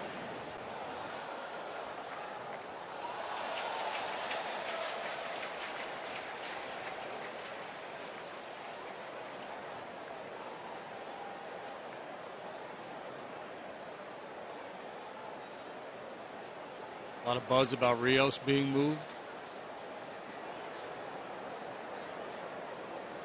Staying away throughout this AB. And one of the significant differences between Samardzija and Loesch. Loesch doesn't pitch in as much as Jeff does. Doesn't have the velocity. Doesn't feel like he can get in there the way Samardzija can. So he's more about just commanding that outside corner. He'll take his shots inside from time to time.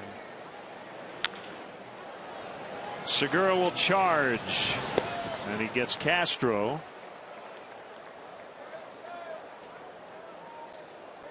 Tune in to CSN all this week as we look back on a season to remember with the Blackhawks' biggest stars. The exclusive interview series kicks off tonight with Jonathan Taves. The captain talks about his favorite playoff moments and whether he could wear the C for Team Canada this winter. See the interview tonight at 10 on Sportsnet Central. And there's the lineup. Gage, Crawford, Kane, Pickle, Coach Q, who just signed an extension.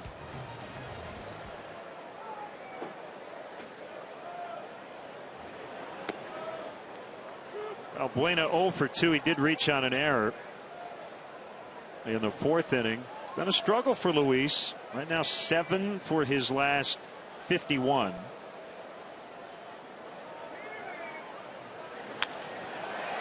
Right on cue. He singles in the left. He was due. One of the few balls that Loesch has left up tonight. Valbuena jumped all over it. Backdoor breaker. Belt high, well off the plate. Serves it into left.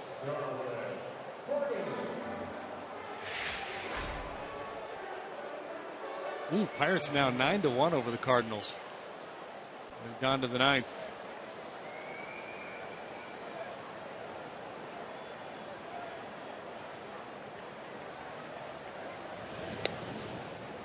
Be 4 consecutive losses for the Redbirds, and the Pirates will be within a half a game of first place. Wild one in Atlanta tonight. 8-7 Braves over the Rockies. They're in the bottom of the 7th.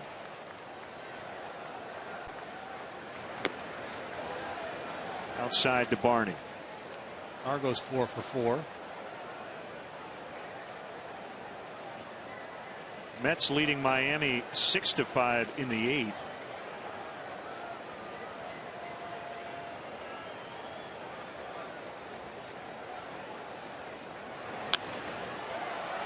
Weeks. Dropped by Francisco. Would they have had him is the question. It's a second drop for Juan Francisco. The first one was an error. This will not be. A little fielder's choice. Got like a goat head or something in his mitt. Hit him right in the wrist. It looked like Barney had beaten it anyway. Nonetheless, wow, that's embarrassing. One he whiffed on and one hit him on the wrist. He's hurting too. Got smoked.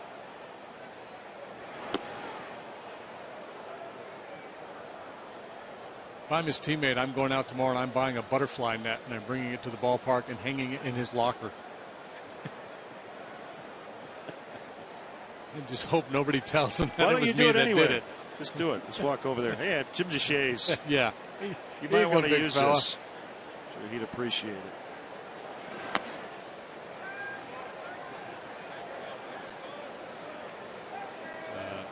Dick Stewart, Dr. Strangeglove, years and years ago. Horrendous fielder. Earned that nickname.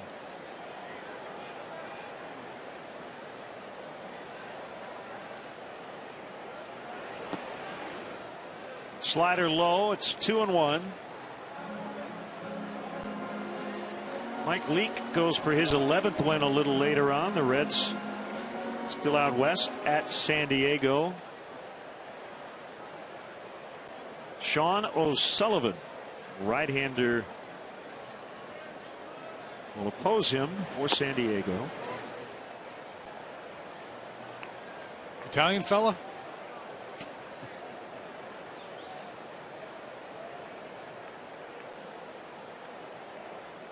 Needs to hang out with Eric O'Flaherty.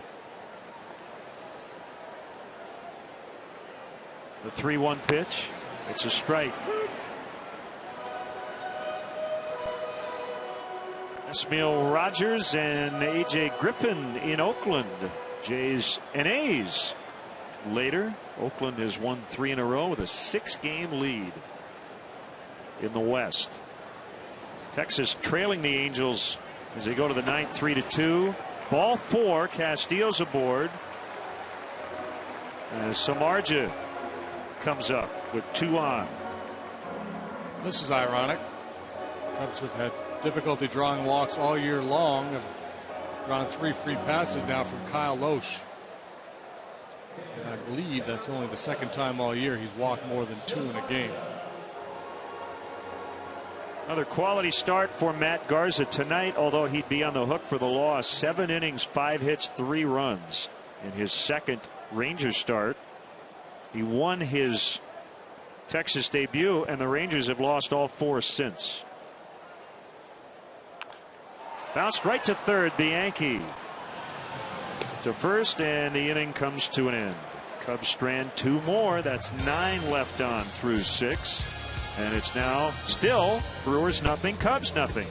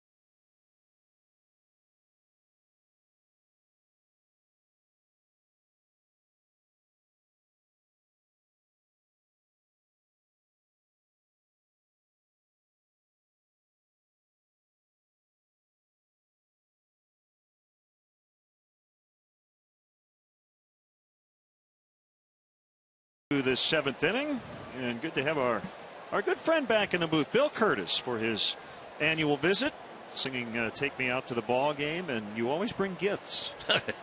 Yeah, but I throw them out. You know, one year they threw them back. Is that right? Yeah, so it's a wonder I'm continuing the tradition. Well, don't throw rocks then. Just make sure it's soft projectiles you're tossing out there. My first night game. Is that right? Yeah, how do you like it? Beautiful. Beautiful. It is distinctly different as an experience, isn't it? It sure is. Usually, just wait till you sing. The lights are going to be shining on you. Well, I have to do well to make up for my first pitch earlier in the day. Well, you got it to the plate. Yeah, but one hop and a roll. Unfortunately there for you, we there you go. Have documentation of it. Whoa! That was just a waste pitch, an 0-2 That's right. waste pitch. I used to be a quarterback, but I think I slipped into my quarterback role. Should have been throwing a football. You're just trying to kill the clock. Yeah. 1-1 on Lucroy. Bill, I want to ask you when you decided to get into broadcasting. I can imagine you as an 8-year-old kid with that voice. When did you find your voice? Well, I was 16, and that's when the voice should change.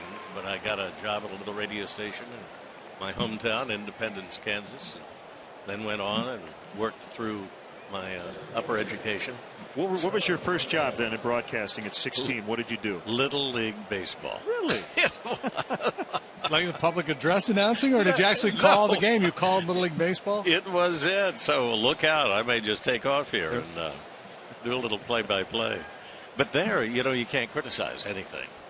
And certainly not the players, because everything is a good effort. Right. But it was a wonderful experience. You notice I didn't go into baseball. But basketball. And the secret is to start early and do everything. And then you'll be able to choose where your interests are and your talent. That's great advice for young broadcasters. I tell them all, do everything you possibly can, and years down the road you will look back at the one job you hated and you'll go, that actually helped me. Yeah. You get your limits. That's low and inside. Go ahead. No, you definitely find out what you like, what you don't like, what you feel comfortable doing. And I think the main thing is just experience. Speaking into a microphone makes you more comfortable every time you do it.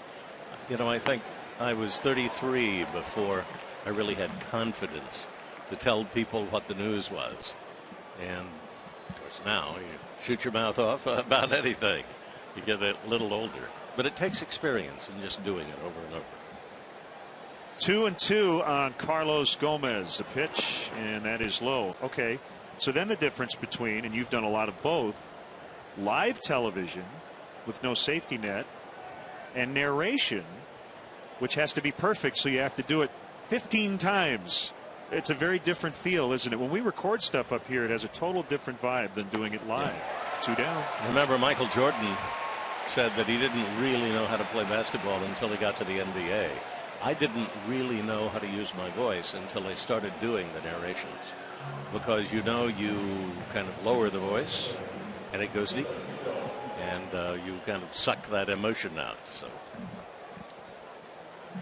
So there's a point here where we're supposed to not mumble and stumble over your words. I wasn't familiar with that. No, in baseball you have to have the reality, the real stuff. So I've been listening. I catch you on Wait, filling in for Carl Castle. How's that gig going? That sounds like fun. That's wonderful. Carl's back. He's feeling good. So hopefully I'll be able to substitute for him a little later.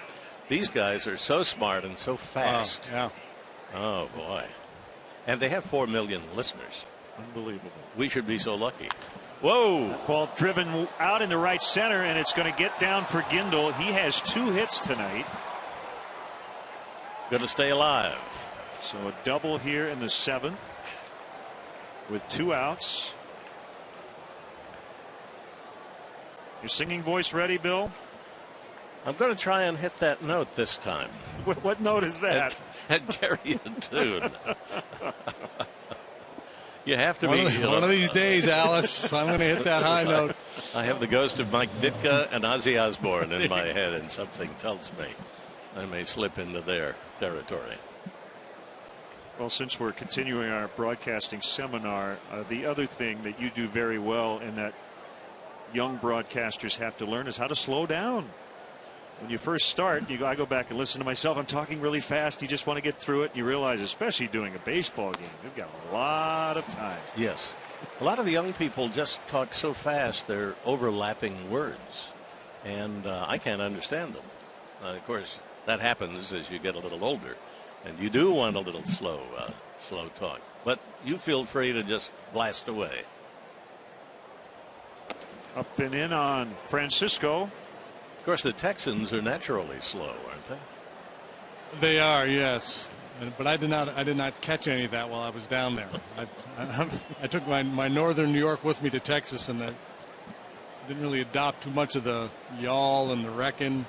And I can break it out if I need to. You would drop it. Nice to see y'all again. Yeah, if you need an umbrella or some insurance, I can hook you up. Well, they communicate with a style all their own. I just wanted to throw that pitch better than President Bush. You know. He didn't do that good, though. At least he got it over the plate. Yeah, but he had the benefit. He went down and warmed up first. You didn't get to do that. No. 3-1. Samardzija up over 100 pitches. The bullpen is still quiet. This is really interesting here because this is where he's been here with Francisco a couple of times tonight, and he's gone inside with fastballs both times. See if they go back inside, if Francisco makes the adjustment, or if they just feel like they don't want to stay with that pattern. I'm going to go away. Swing and a miss. Pitch was not away, but it worked. Yeah, and it was a looked like a backdoor slider, maybe a splitter, but you can see the front side start to leak on Francisco. Clearly, the work they had done inside earlier set this up. He's looking in. He got beat in twice already tonight, so he's looking for something inside there. Big miss. 3-2. Fouled one off, just like the little leaguers. But an interesting stance, isn't it? Oh yeah, his main job, he's trying to hit a ball under the roof across Sheffield. That right foot out toward right field. We're very close to a good song. Another payoff delivery, splitter in the dirt to keep the inning alive. That's just the second Samardzija walk, and it will give Bianchi an opportunity. All right, Bill, we're going to let you get ready for the stretch. Always a pleasure to see you. And good to see you. Thank you. you. Great. Welcome. Thank you very much. Low and slow. Remember that. Thanks, Bill. That's Bill Curtis, award-winning journalist, as Bosio will head out to the mound. And now with the pitcher's spot on deck, if we get to that point, it will not be Kyle Loesch here in the 7th.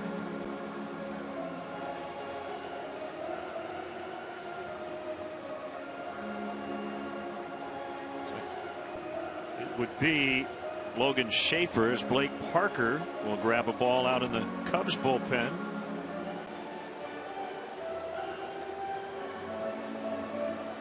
No margin for error for these two starting pitchers tonight. No, these are fun games to pitch in. You know, you're pitching against a guy who also is pitching well, low run game. Every pitch has significance.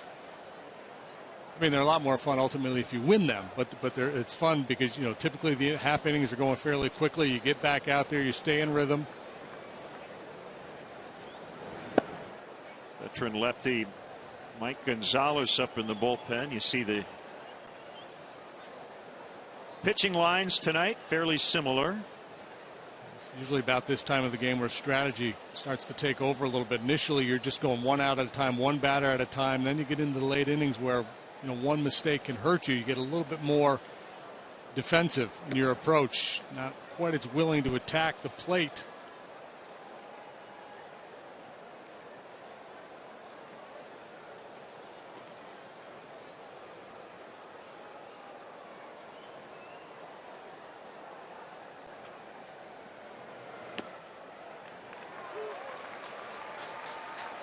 One 1-1 on Bianchi.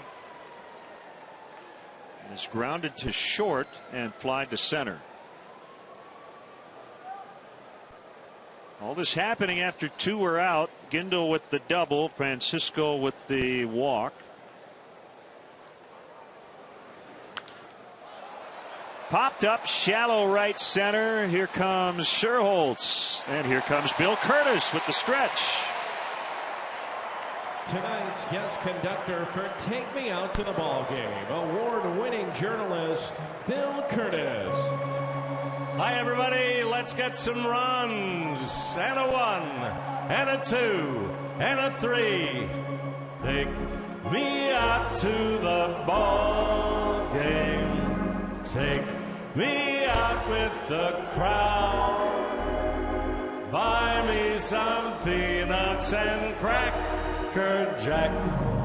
I don't care if we never get back. Let me root for the Cubbies. If they don't win, it's a shame. 'Cause it's 1, 2, 3 strikes, you're out at the old ball game. Play ball.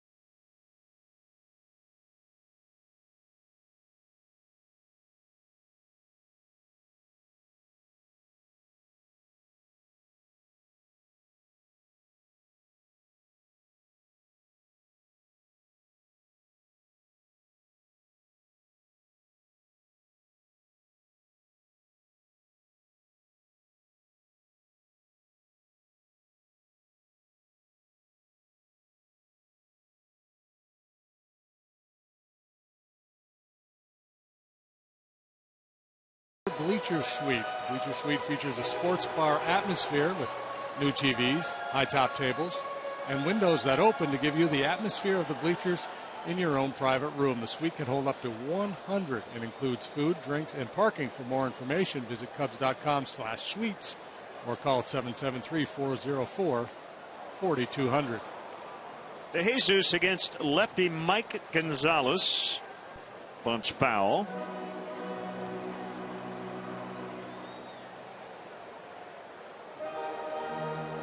Loesch, 6 shutout innings, 5 hits, 3 walks, 6 strikeouts. Veteran lefty, 0-3 ERA, approaching 4.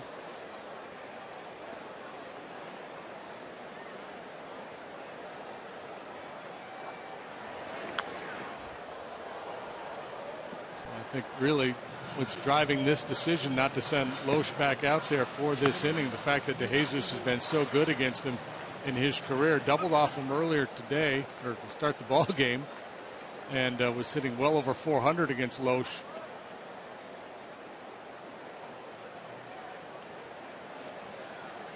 Trying to neutralize the left-handed hitting DeJesus with the lefty Gonzalez. Gindel over, and he makes a nice catch with a couple of relievers out there, Guerrier and Russell in the area.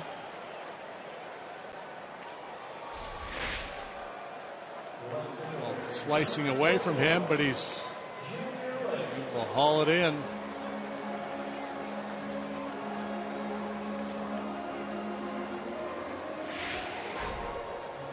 A lot going on. Good concentration.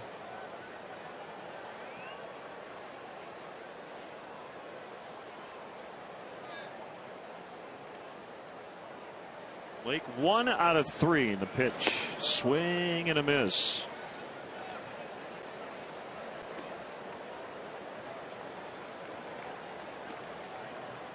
First pitch changeup from Gonzalez.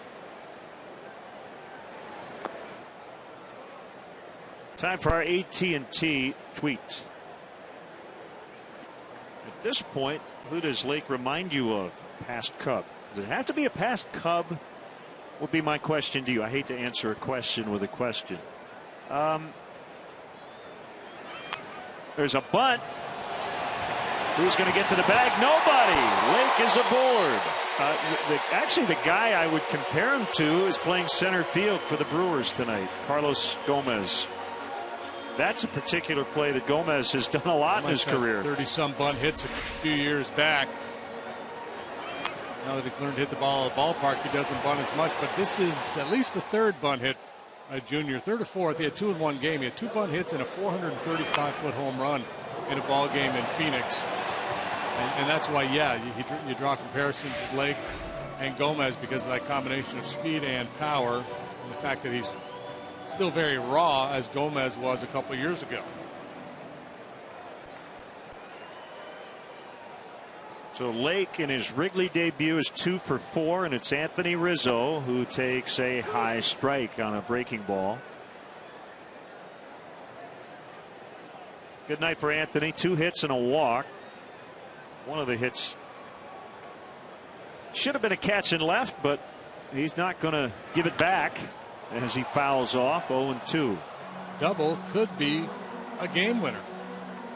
With that in mind, the Brewers are really deep in the outfield. Aoki, the right fielder, plays deep all the time.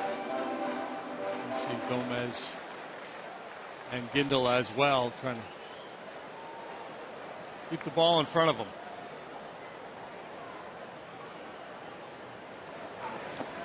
And he chased a bad one there, and Lake with a delayed steal, and he's out. I think that was a delayed steal and not running as the ball was dropped. We'll take a look at it and break it down when we come back. Let's see here. Going back in the dirt.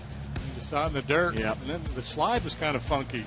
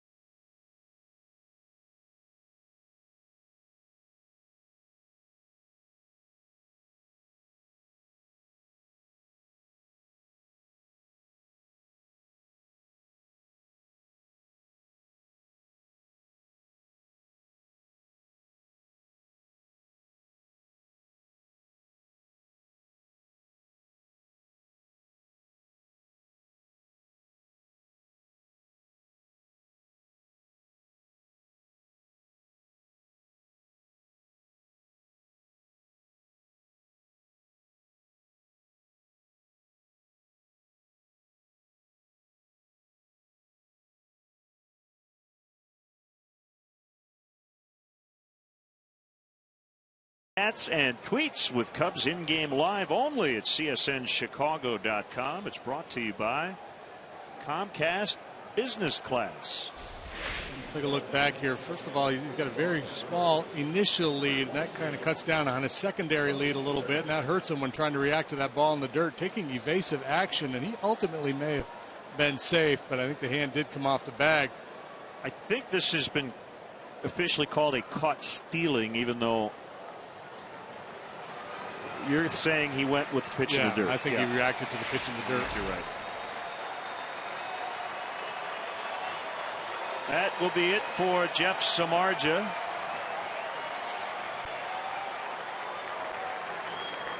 He did warm up here for the 8th. You can make the switch if a pinch hitter is announced, which did happen. Logan Schaefer, and it'll be James Russell.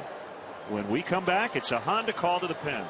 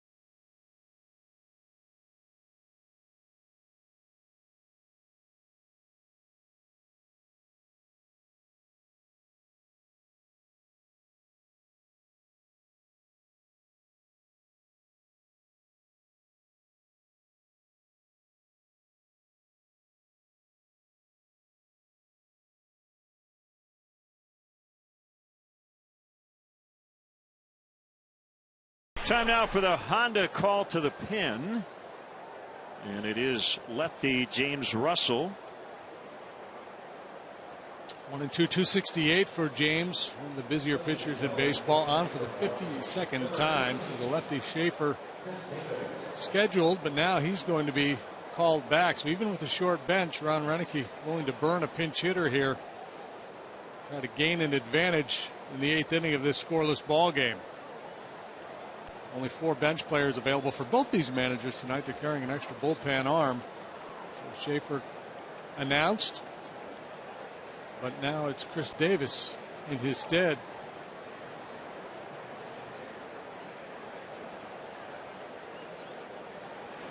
A move that the Cubs cannot counter, regardless of what Bo Porter may think. Once the pitcher is called into the game, he has to face one hitter, unless he's hurt.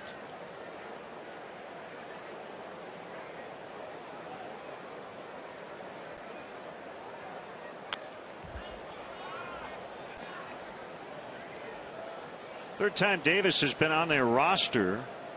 Latest call up due to the Braun suspension. He was on their opening day 25 man.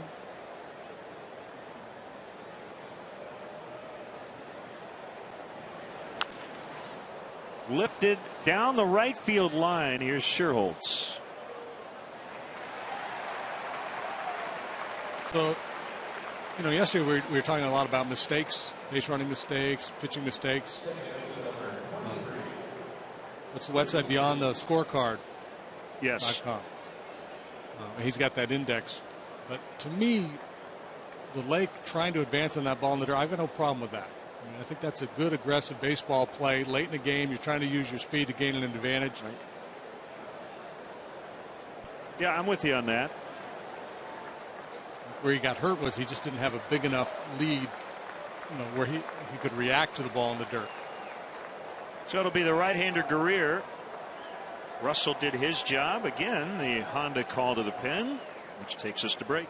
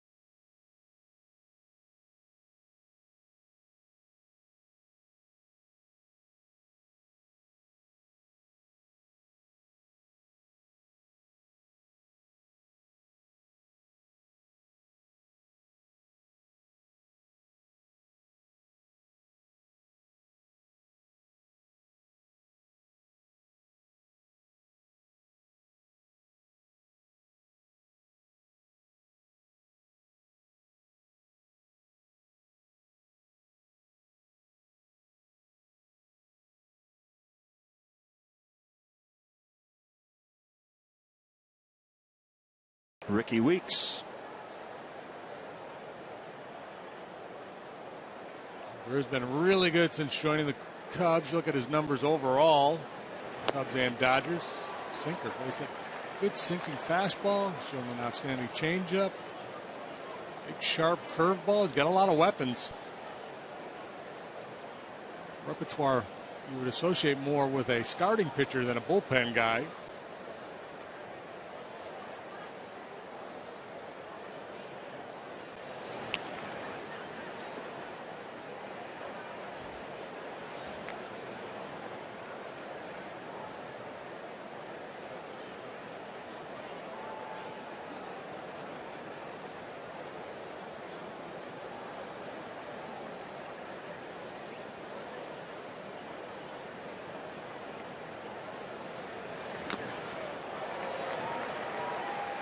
One and two.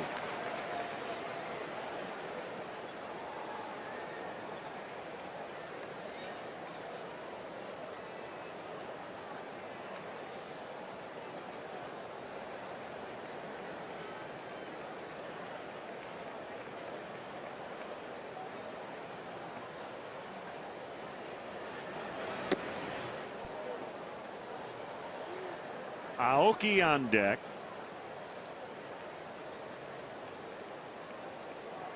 Scoreless tie in the 8th. Bunch of nail biters over the weekend in San Francisco, and this continues here tonight now that the Cubs are back home. It's full.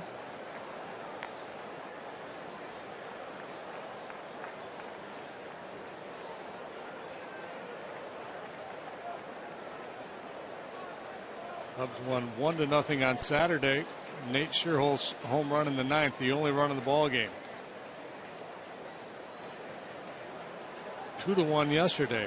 Wood and Castillo home runs.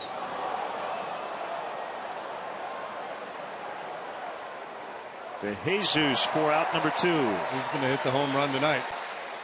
Let's get our Coors Light freeze cam. Go back to that play that ended the last half inning. See, Roy keeping that ball in front of him. The ball in the dirt. Junior Lake. Again, a fairly modest lead off first base. I think that's what really cost him. Segura able to apply the tag and get Junior Lake. And, you know, it's tough for a young kid. You know, you say, well, he needed to have a little bit bigger lead over there initially at first base. Got a lefty on the mound. The game kind of goes fast for a young player when he first gets to the big leagues. Got a lot of things racing through his mind. That part of it, the outfield play, the base running, that will come with time.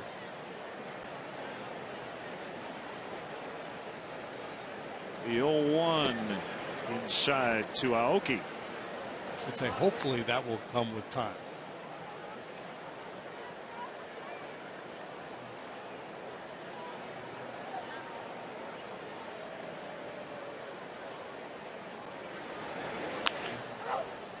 Rollover grounder, and Guerrier faces 2 batters in the 8th, retires them both after Russell got Davis to start it. And we'll go to the bottom of the 8th. Still a scoreless tie.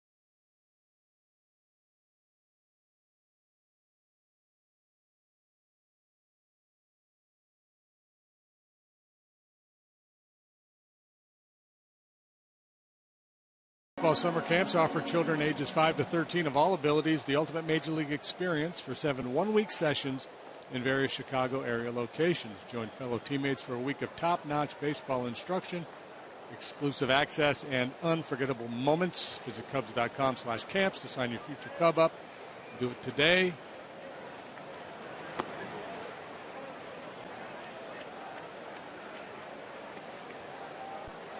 Brandon Kinsler.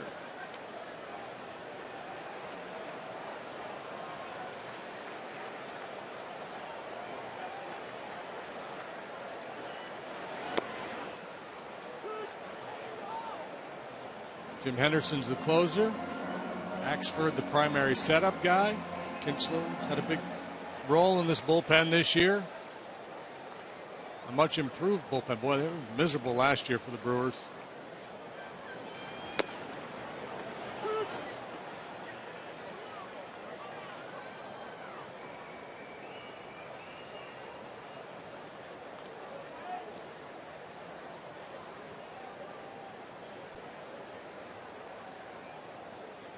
One and two.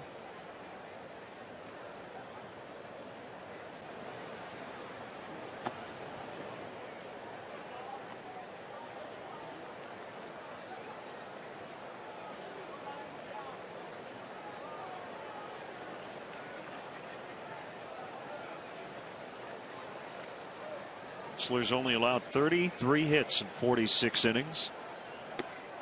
As he strikes out Scherholtz. Tough night for Nate. 0 for 4 with 3 strikeouts.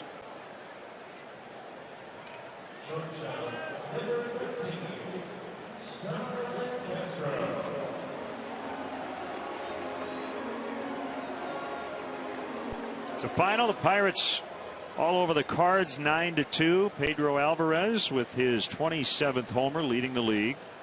Francisco Liriano got the win. He's 11 and 4.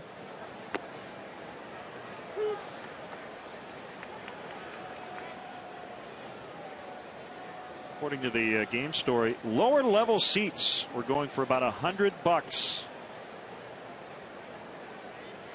When's the last time you could scalp tickets in Pittsburgh and make any money? Oh, no kidding. Been a while. Yeah.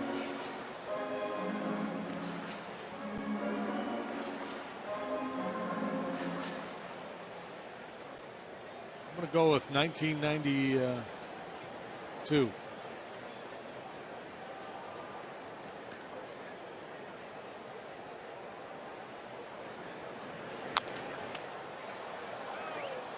Good heater, 93, 94. With good movement.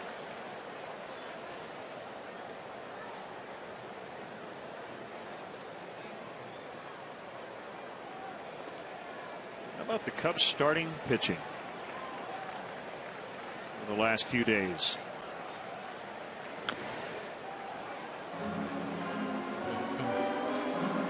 Pretty sturdy, hasn't it? When Jackson went into the 7th, 2 runs on Friday. Chris Russin, best start of his career, 7 innings, no runs on Saturday. Travis Wood, 7 innings, 1 run. It was unearned yesterday. And Samardzija tonight, 7 shutout. Hey, I think we just got our open for tomorrow figured out. Let's take a look at how good the Cubs starting pitching has been lately.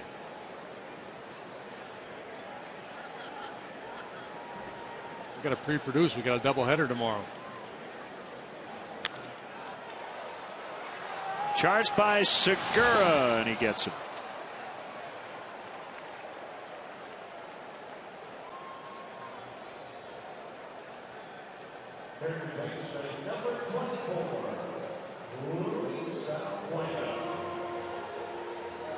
Cubs have not hit a lot of balls hard. Neither club has in this game.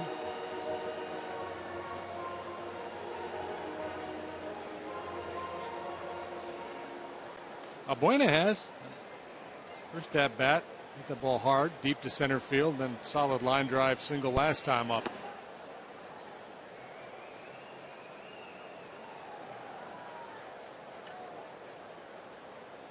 Well, I have sarcastic friends.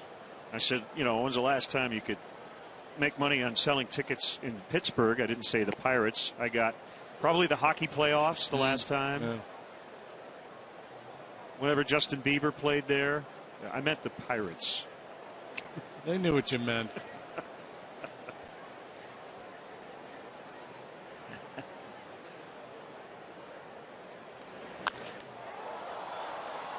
Looks like we're going to go to the 9th without a run. As Valbuena flies out, Kinsler goes 1, 2, 3. No score late.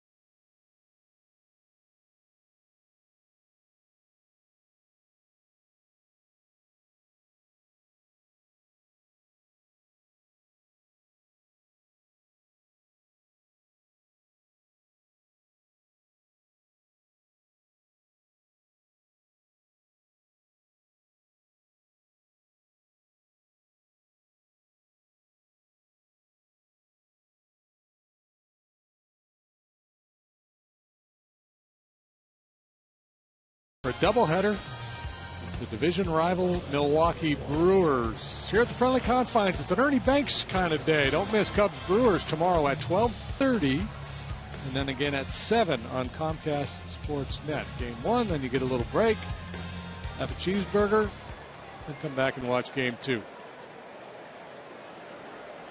Maybe a black bean burger if that's not your thing, you know. Pedro Strop.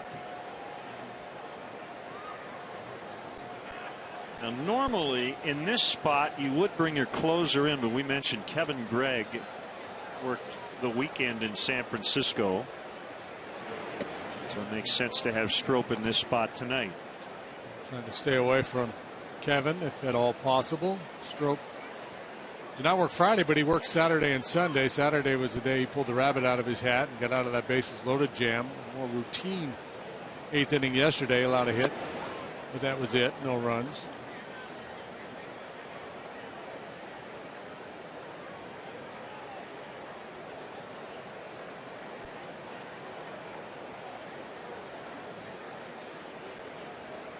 Middle of the order here, Segura, LaCroix, Gomez. Collectively, they have done nothing tonight. Now LaCroix reached on a hit by pitch.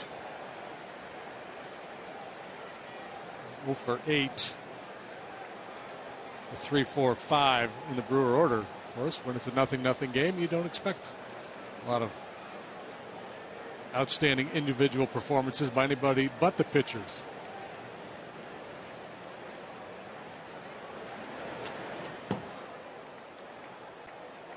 There are only 2 players in the majors with at least 10 homers and 30 steals. Starling Marte and Gene Segura.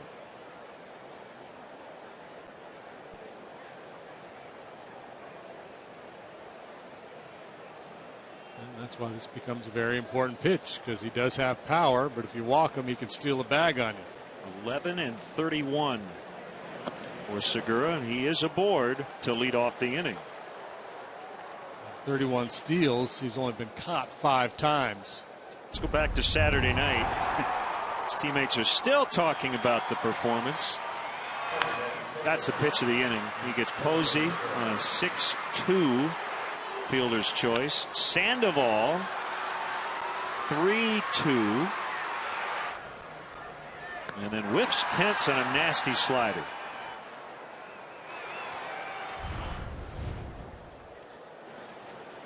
It's a goal line stand right there. Giants had a first down at about the 1 foot line and couldn't get it in.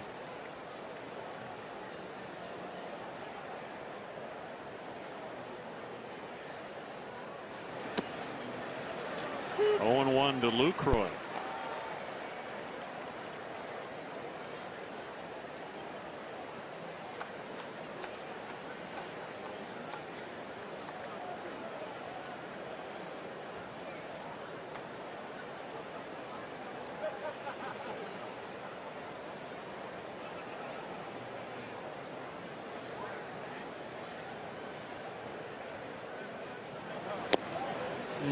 Tough pitch. The cheese at the knees, 95, perfectly placed.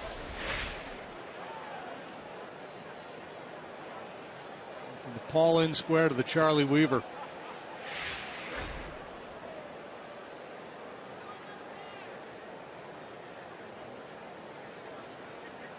Slider would be a strikeout pitch, fastball in, maybe get you a ground ball. Cut it off.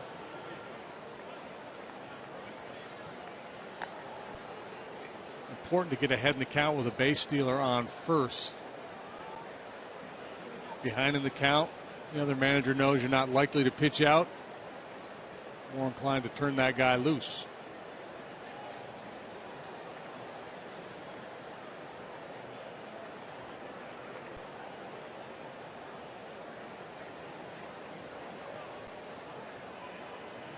I'm guessing Segura is one of those guys that has the green light all the time. And a base hit. Well, the one thing we know, Strop can get out of it, but it's not a great way to start the ninth. A walk and a single.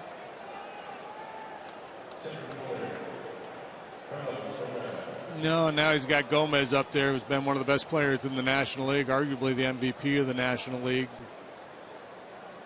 or at least most outstanding performer.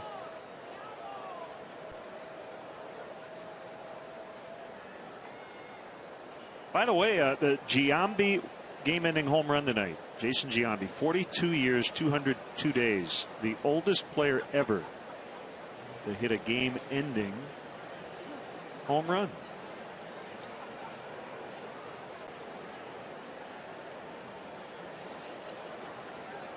What they call him in New York, Giambino? It says, the late Mel Allen would have said, how about that?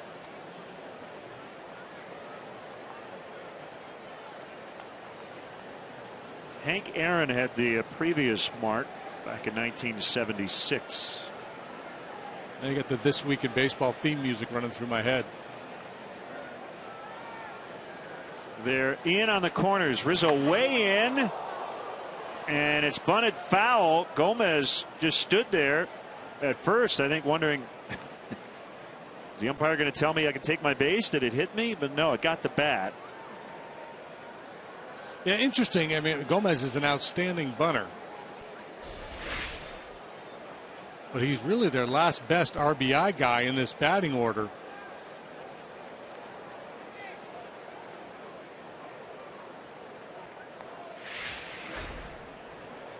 He gives himself up here. It's going to fall to Gindel, who's having a good night, and Francisco to drive in the runs or run.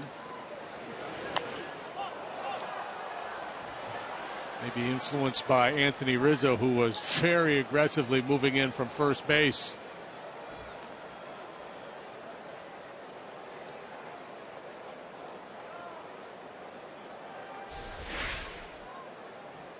Rizzo's knocking on his door. Gomez decides to pull it back and try to slap it by him.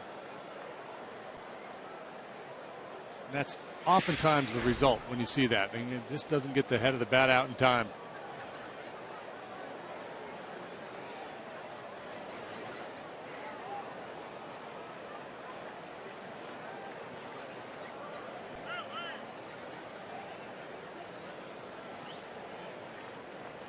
Certainly you can't argue that it's a bad baseball play for Gomez to bunt in this situation. The Cubs would have to pull the infield in. If it's a successful bunt, they would have runners on second and third and just one out.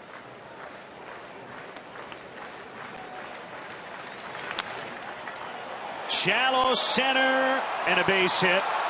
Here comes a throw toward the plate. It's late. And Carlos Gomez knocks in the first run of the night. And there's the argument for not bunting. Yeah, I mean, he's arguably the league MVP if this team were in first place.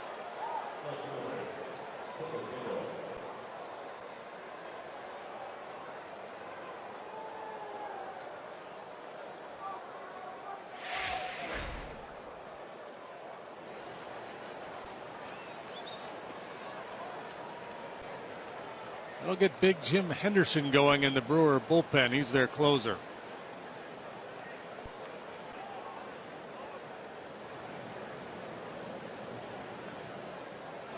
So Strop just allowed his first run as a Cub. Now the bunt attempt, foul. Can't be a real easy task to get one down against a guy who's, especially the slider, moving all over the place.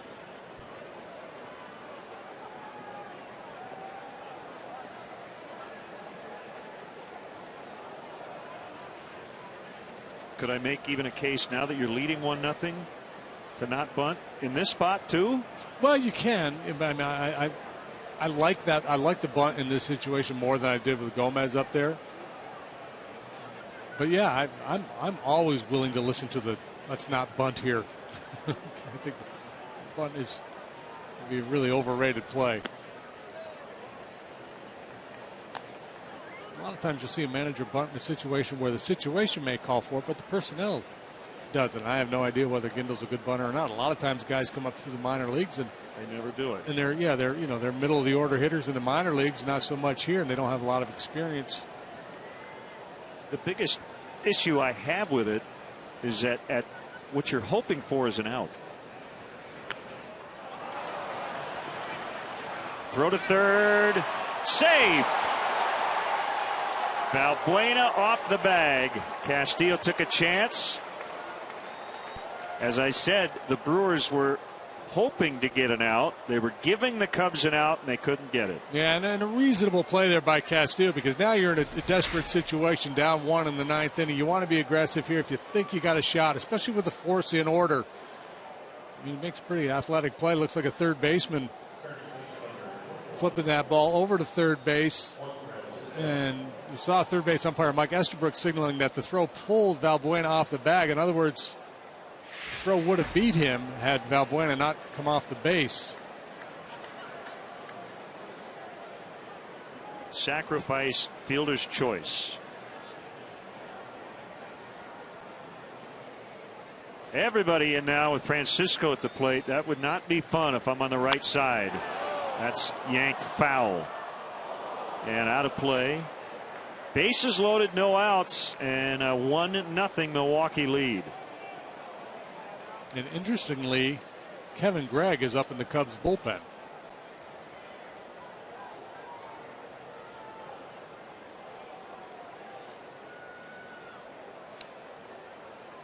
Excuse me, it's Blake Parker. That makes more sense.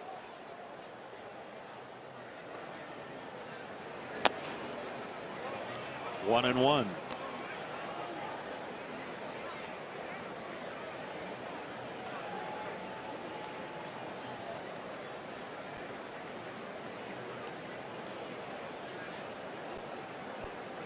This is Strop's third consecutive day of work.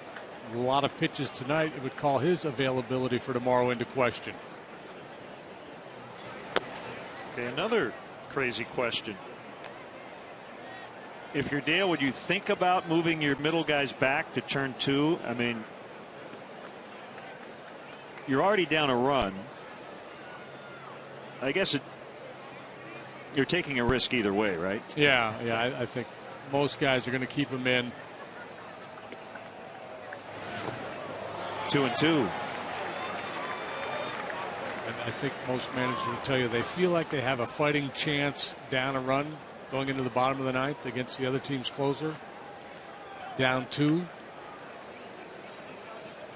Yeah, probably much smaller. You know, I don't know the percentages, but yeah, I would agree. Ultimately, if you think of just in terms of should most pitchers be able to hold a 2-run lead for 1 inning, you would say, yeah. And then you say, well, should a closer be able to do it? And you would think, yeah, about 99% of the time. Strop with a big strikeout. Still only 1 away. Now we'll see what the middle infielders do. Movement on that pitch.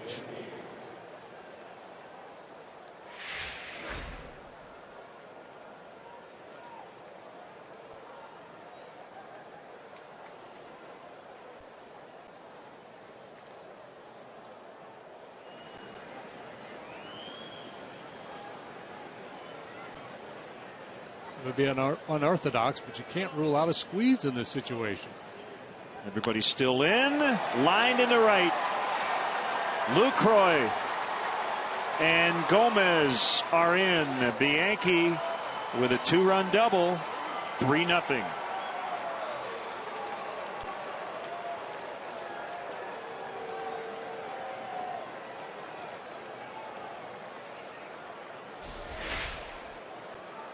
What a sport. From one day to the next. You go from the highest high of his performance on Saturday to his low point in a Cub uniform for sure. First time he's given up runs since joining this club.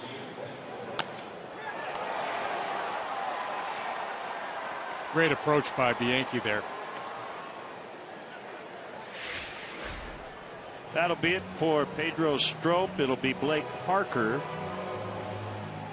The Honda call to the pen. 3-0 Brewers in the ninth.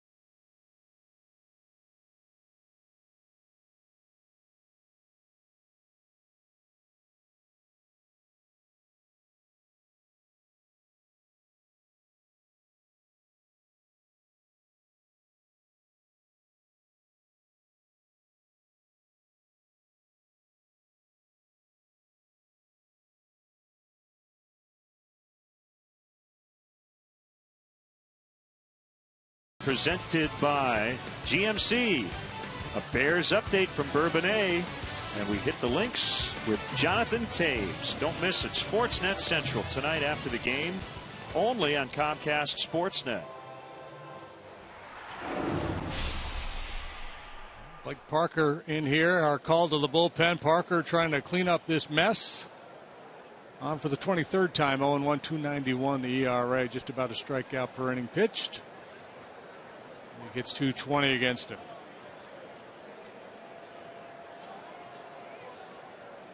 Facing a pinch hitter, Unieski Betancourt, and the infield stays in with more runners in scoring position. Gindel at third, Bianchi, bottom of your screen, is at second.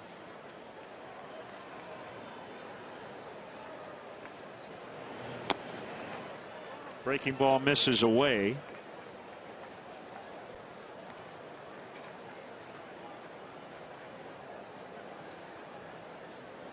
Down to 208. He has hit 11 home runs. Very much a free swinger.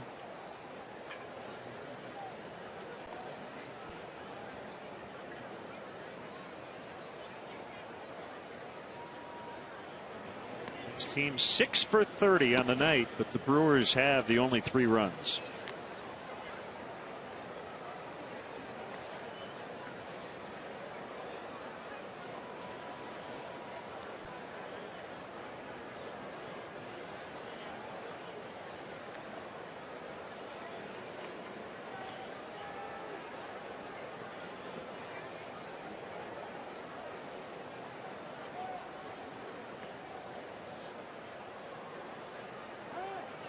Castillo asks for time. He wants Parker to start over. 2 balls, no strikes.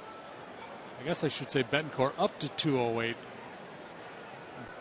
Beginning of the second half, he was hitting a .198.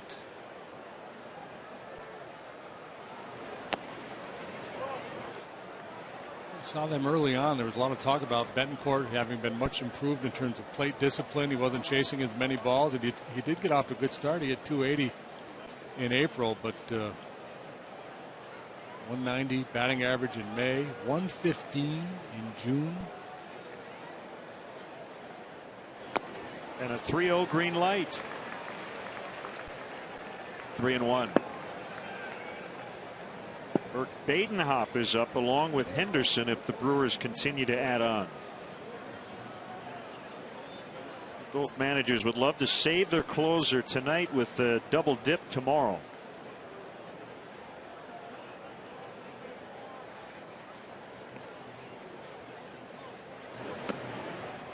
Well, that goes back to the conversation we have frequently about bullpen usage.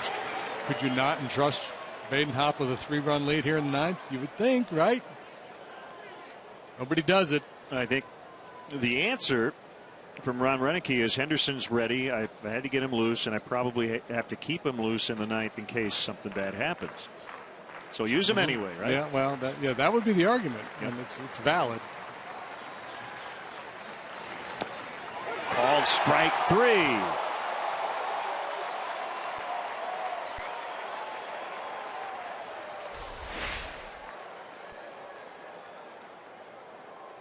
Usually Betancourt chasing a ball out of the zone when you see him punch out, but this time he takes the fastball at the knees. You saw pitch tracks. Is that a function of away, and then all of a sudden in? And I also think he's probably thinking breaking ball too. Yeah.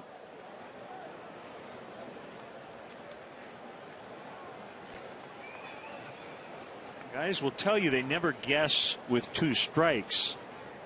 But it's human nature if someone keeps pounding away in one area to be frozen if they go to the other side of the plate. And if you've seen a lot of pitches away, sometimes the ball that's in but still on the plate will feel like it's off the plate. It'll feel in because your eyes have been out there for 3 or 4 pitches in a row. Changes your perception of the strike zone.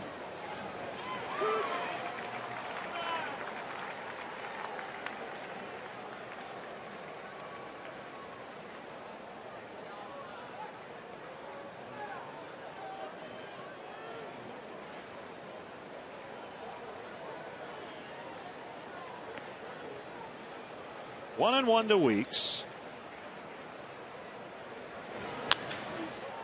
Right field. Sherholtz coming over. He lays out, can't get it. 2 in to make it 5-0. Perfectly placed right down the line by Ricky Weeks.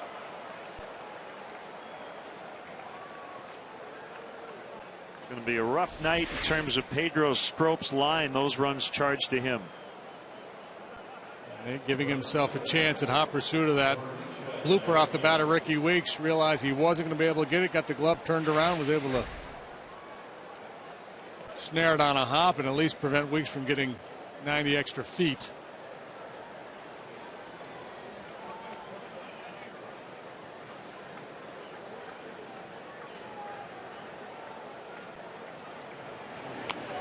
Popped up on the bunt attempt. Out of play.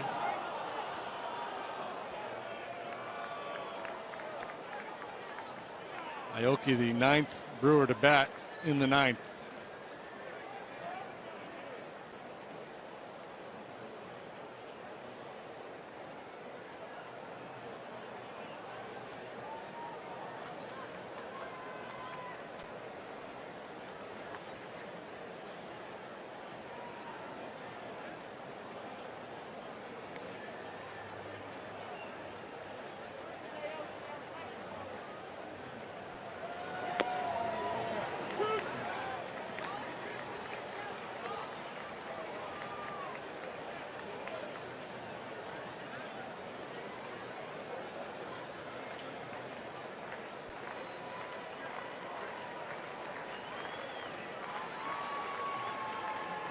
Deep breath by Parker. The 0-2 misses low.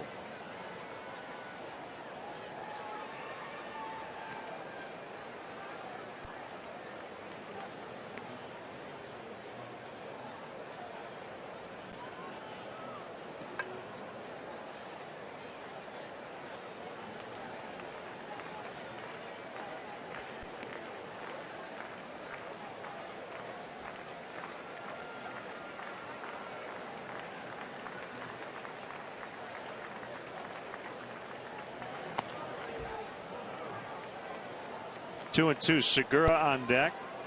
And looking to the bottom of the ninth, Barney, Castillo, and a pinch hitter for the Cubs. Looks like it's going to be Badenhop and not Henderson.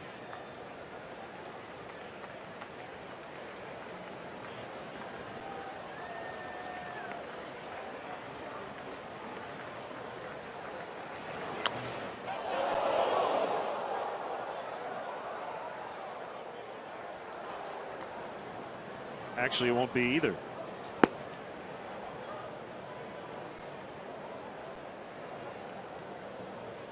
Is Rob Wooten.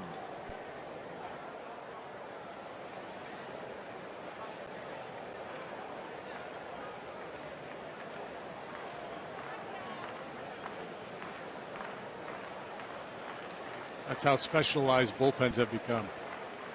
Henderson if it's a 3-run lead. Badenhop if it's 4. Wooten, you're my 5-run lead guy. Swing and a miss to finally end it. They bat around and get 5 big ones.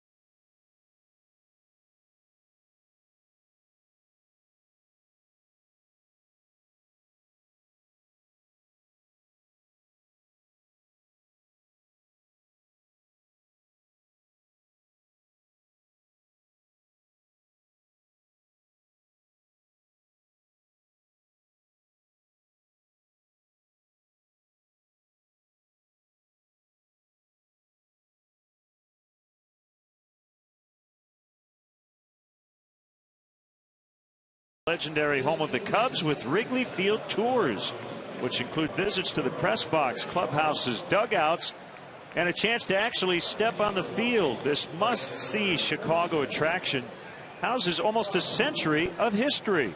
Wrigley Field tours are offered on both game days and non-game days, so go to Cubs.com/tours to book yours today. Betancourt stays in and plays first. In our first look at the former North Carolina closer, he was a senior there when Matt Harvey was a freshman. Rob Wooten. Sinker, splitter, slider for Wooten. He was the closer down at AAA at 20 saves at Nashville with a 2.94 ERA. Yes, Wooten is a diehard Michael Jordan fan. This is his first trip to Chicago, so he's pretty excited about it. Do they offer a Michael Jordan landmark Chicago tour? That's the question. Like the Kramer reality tour? Yeah. Here's where Michael plays golf. Here's where he shops.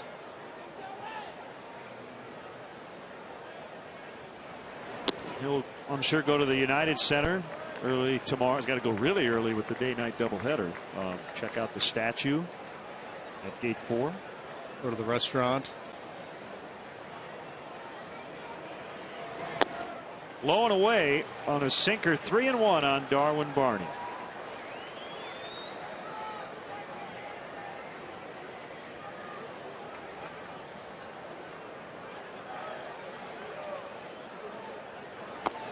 Nerve-wracking situation for a young guy, even though it's a comfortable lead. It's on the road. Working the ninth. Didn't become the closer at North Carolina until his senior year. 13th round draft pick of the Brewers in 2008. Only his second major league appearance.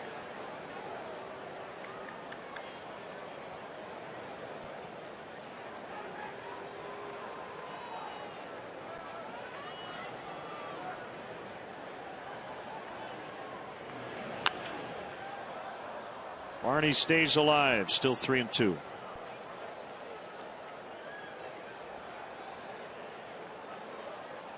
This is often the case. One big inning, the difference in this game.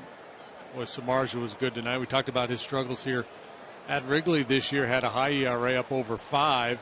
Got knocked around pretty good the last couple of starts here, but he was brilliant tonight.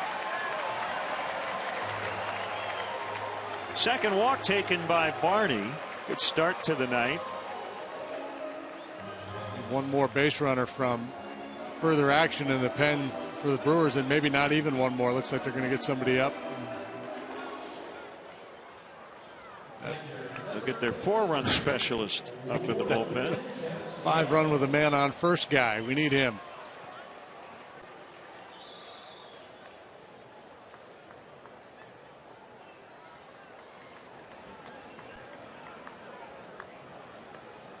And it's going to be Henderson. So, well, Henderson may not even pitch tonight. He's had to throw a bunch of pitches in the bullpen. Not at 100%, but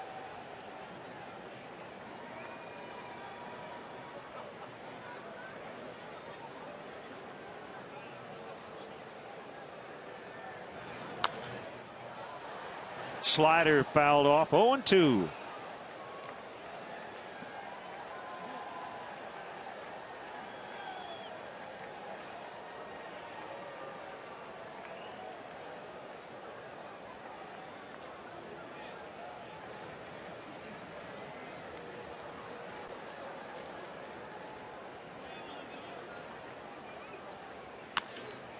That could be and should be 2. 4, 6, 3.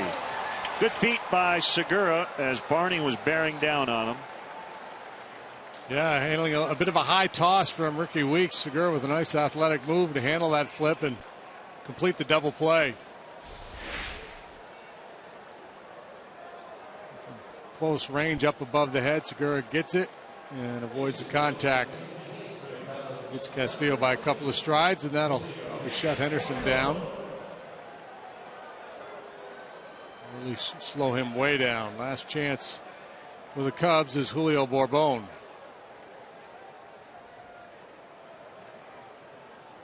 Batting in the pitcher's spot.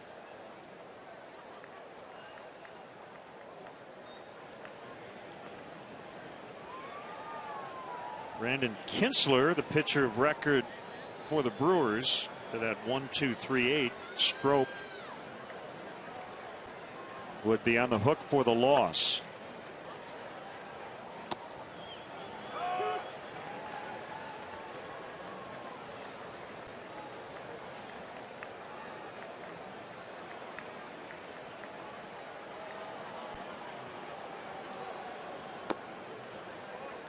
Strop charged with 5 earned runs in 1/3 of an inning tonight.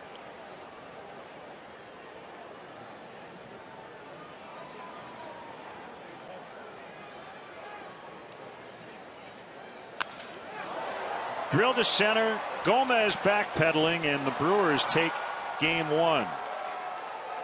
A 5-0 shutout win. If you just look at the box score tomorrow, it won't sound like it was close, but this was a scoreless tie into the 9th. It felt very much like the weekend games in San Francisco where pitching dominated, and then one big inning, the Big Bang Theory of baseball coming true yet again tonight. It all started with a leadoff walk of Gene Segura in the ninth, and then the Brewers went to work from there. Time for our GMC player of the game. We're going to give it to tough luck starter Jeff Samardzija. He didn't give up a run in 7 innings on just 3 hits, and it's a tough no decision. And did not give up his first hit until 2 outs in the 5th. Walked 1, struck out 7, had real good stuff and even better command. That fastball tonight was electric. Well, Ernie Banks wakes up every day and says, let's play 2. And you know what, Ernie? Tomorrow we're going to do it. So for JD and our entire crew, that'll wrap things up from the ballpark. Your final: Brewers 5, Cubs nothing. We'll have both games tomorrow, 12:30 for pregame live for Game 1. Back with you at 7 for Game 2. Coming up next, Blue Cross Blue Shield Cubs post-game live. Stay with us.